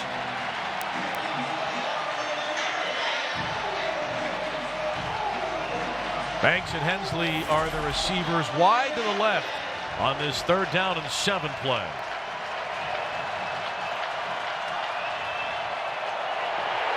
And another sack. The Louisville defense has been dynamite. Dorian Jones makes the play. On a typical week, there's probably 3 guys in black helmets that would have been under consideration for ACC Defensive Player of the Week. I don't know how they're going to pick today, right? Just give it to the defense. Give it to everybody. Just say it's a collective effort. And what keeps running through my mind is defensive coordinator, when we met with him, Coach Brown there, all he said was, we have to do what we do. You've done that and some, my man. You have absolutely called a great game. The effort that we have seen from these Louisville Cardinals, and let's just add another turnover for good measure. Unbelievable.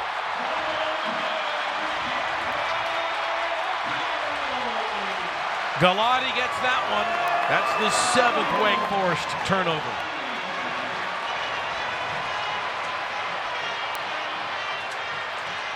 The bad snap over the freshman quarterback. And what happened in the 3rd quarter continues. He was looking to the sideline. Cards get it when we come back. Overs. And Louisville near midfield looking to run the clock out. So it was way back in 1913, the last time Louisville scored 35 points in a quarter. 100 points in a football game. 100-0. What do you think the coach of the opposing team said after that one? I think there was a couple words. 35 3rd quarter points tonight for the Cards. It's your job to stop me. That's what he said to him. I don't think they had post-game press conferences back then. Streaming on Facebook. Quick throw to the right. Jones makes the play.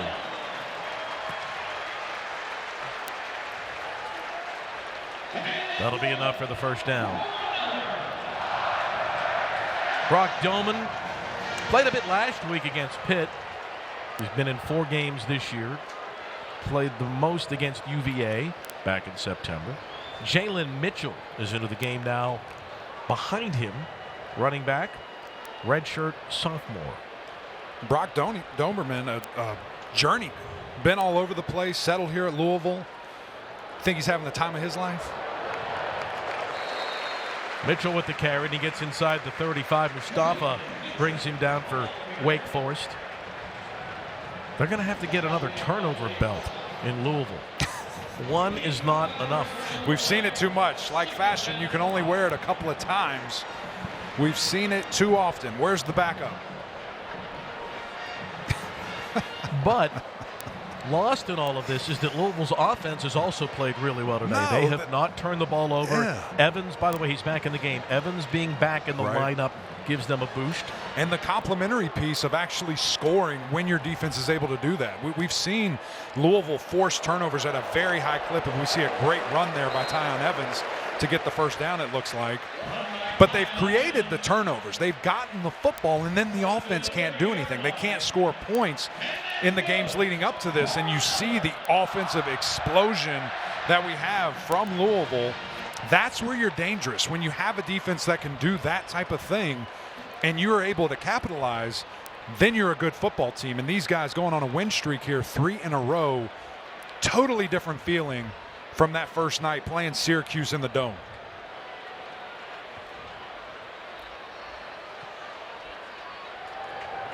From the 30, that's 3 more yards. Let's go down to Taylor. Well, guys, an unfortunate repeat of history for Wake Forest here tonight.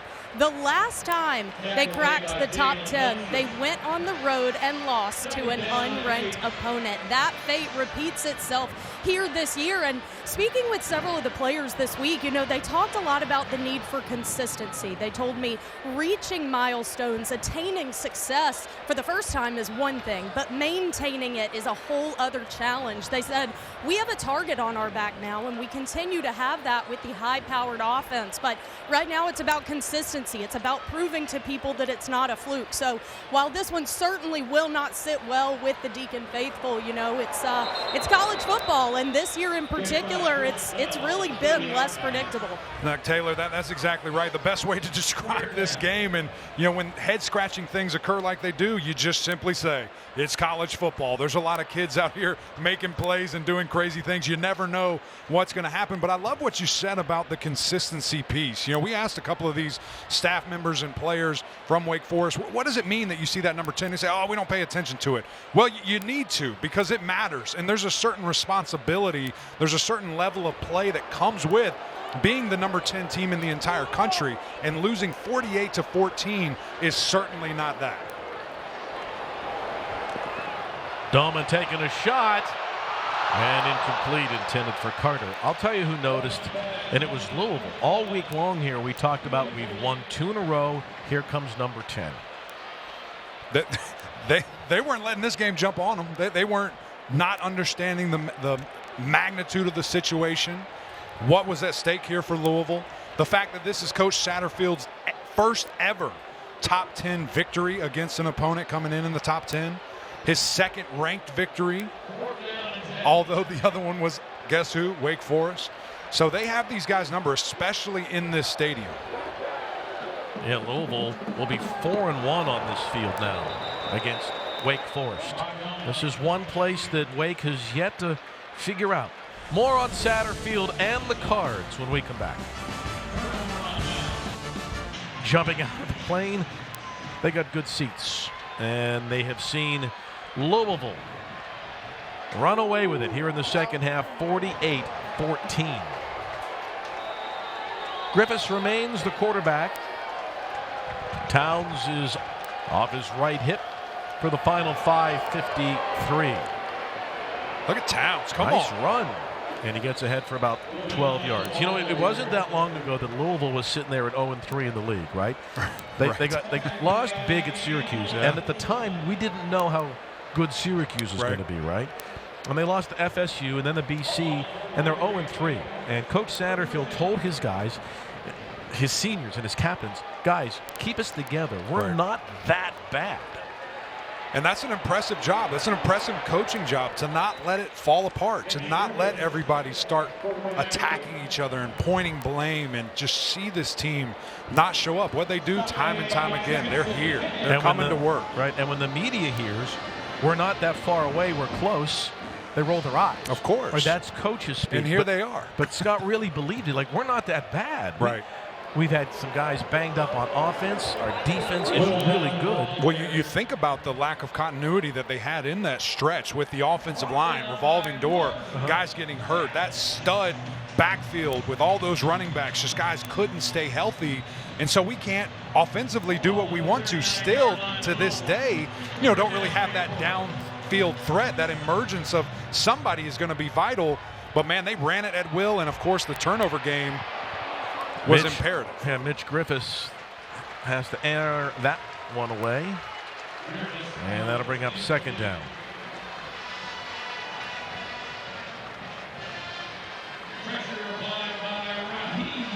And it will be second down. And Wake will be back. Don't worry, Deeks fans. This was an aberration. A 7-turnover game. You may never see that again. Yeah. What an effort defensively again, just to be in the right time, right place, right time, to come up with all those footballs, to get your team in position. And I can't say it enough. Being able to score, Bill, and being able to capitalize on those turnovers, that's something we have not seen from Louisville this season. They did it in an amazing effort tonight. So it'll be third down. Happy time for Louisville here tonight in Derby City.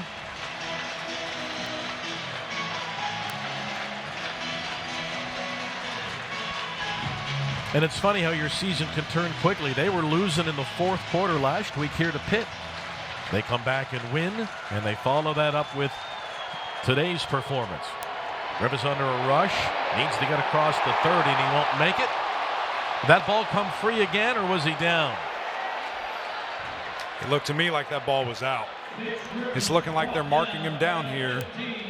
It'll be fourth down, and Wake maintains possession. Cameron Wilson forced the fumble, but Wake recovers.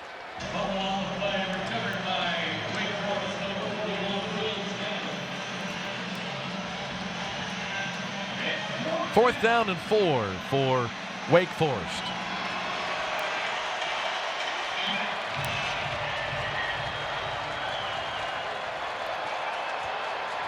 Griffiths looking over the middle, and that'll be enough for the first down inside the 20-yard line. That's Jackson Hensley. Pikeville, Kentucky product in his home state. As we approach the 3-minute mark here in Louisville. Damon Clark back in the game behind, or actually next to, Mitch Griffiths. And he's ahead to near the 15. Then they'll mark him down there with 2:44 to go. Wake Forest will get ready to go to Raleigh next week to battle NC State, Dave Doran's team. And NC State, they've found their quarterback, MJ Morris, a true freshman. Unfortunately, Devin Leary goes down with injury, out for the season, has surgery. They're back and forth between Jack Chambers, MJ Morris, and he found gold in the fourth quarter. Morris led NC State from a 19-point deficit. They came back to win last Thursday night over Virginia Tech, so they're feeling good about themselves, and they'll host Wake Forest next week. Good rivalry game. Third down now for the Deeks.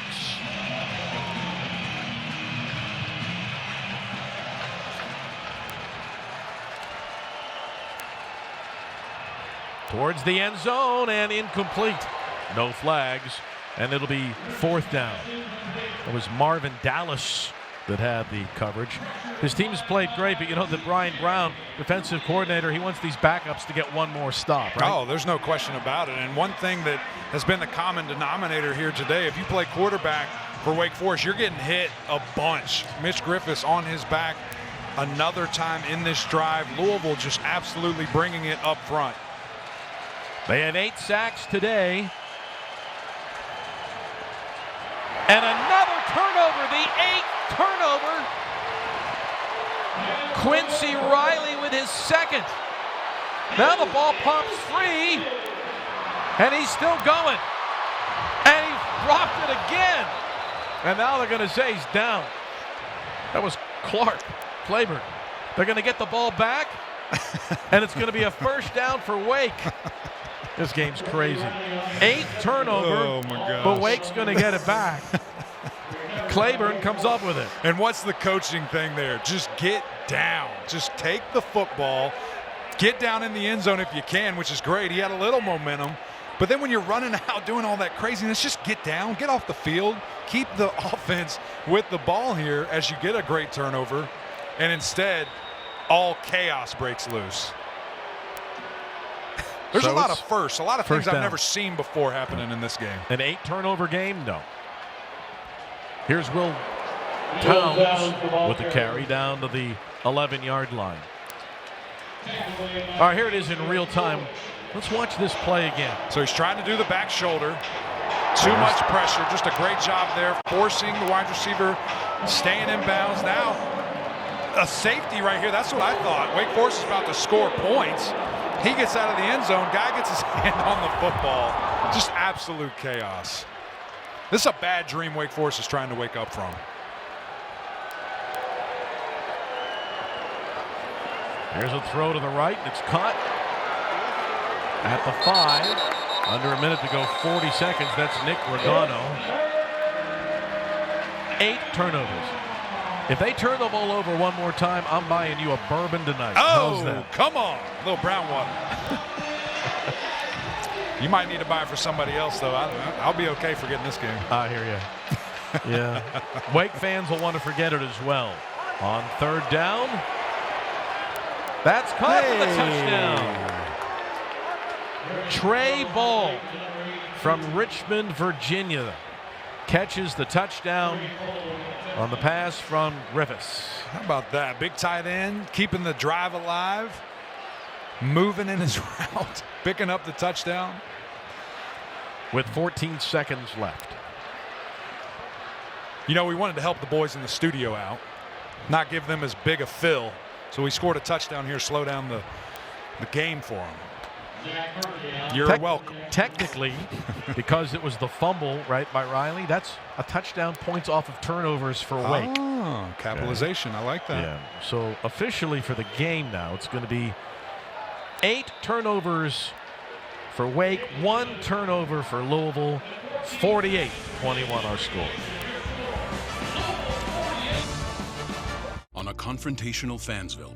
Wake will kick it off. Louisville will have to take a knee with 14 seconds left. Here's another nugget for you. Last time U of L forced 8 turnovers in a game. Come on. 1983 against Army. That's just disrespectful. Fair catch called for, and we'll have to take a knee. Well, buddy, if you had Louisville's defense in your fantasy league, you're having a good weekend. There's no question about that. Scoring points, creating turnovers. How about some Gatorade if you had it being orange? Congratulations. You just cashed out there. But when you look at this effort from the Louisville defense, I mean, this is like teach tape. This is going to be shown across the country at clinics on how to shut down a high-powered offense that's averaging 40-plus a game.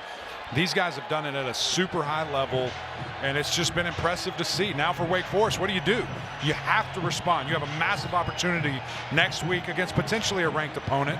We've got some rankings coming out. It's going to be fascinating to see here. A knee, and you can see the U of L kids on defense want their fans to run onto the field. Louisville forces 8 turnovers and records 8 sacks in a stunning blowout over No. 10 Wake Forest. They were up by 1 at the half, but in the 3rd quarter, they outscore Louisville, or rather they outscore Wake 35-0. And Louisville wins going away.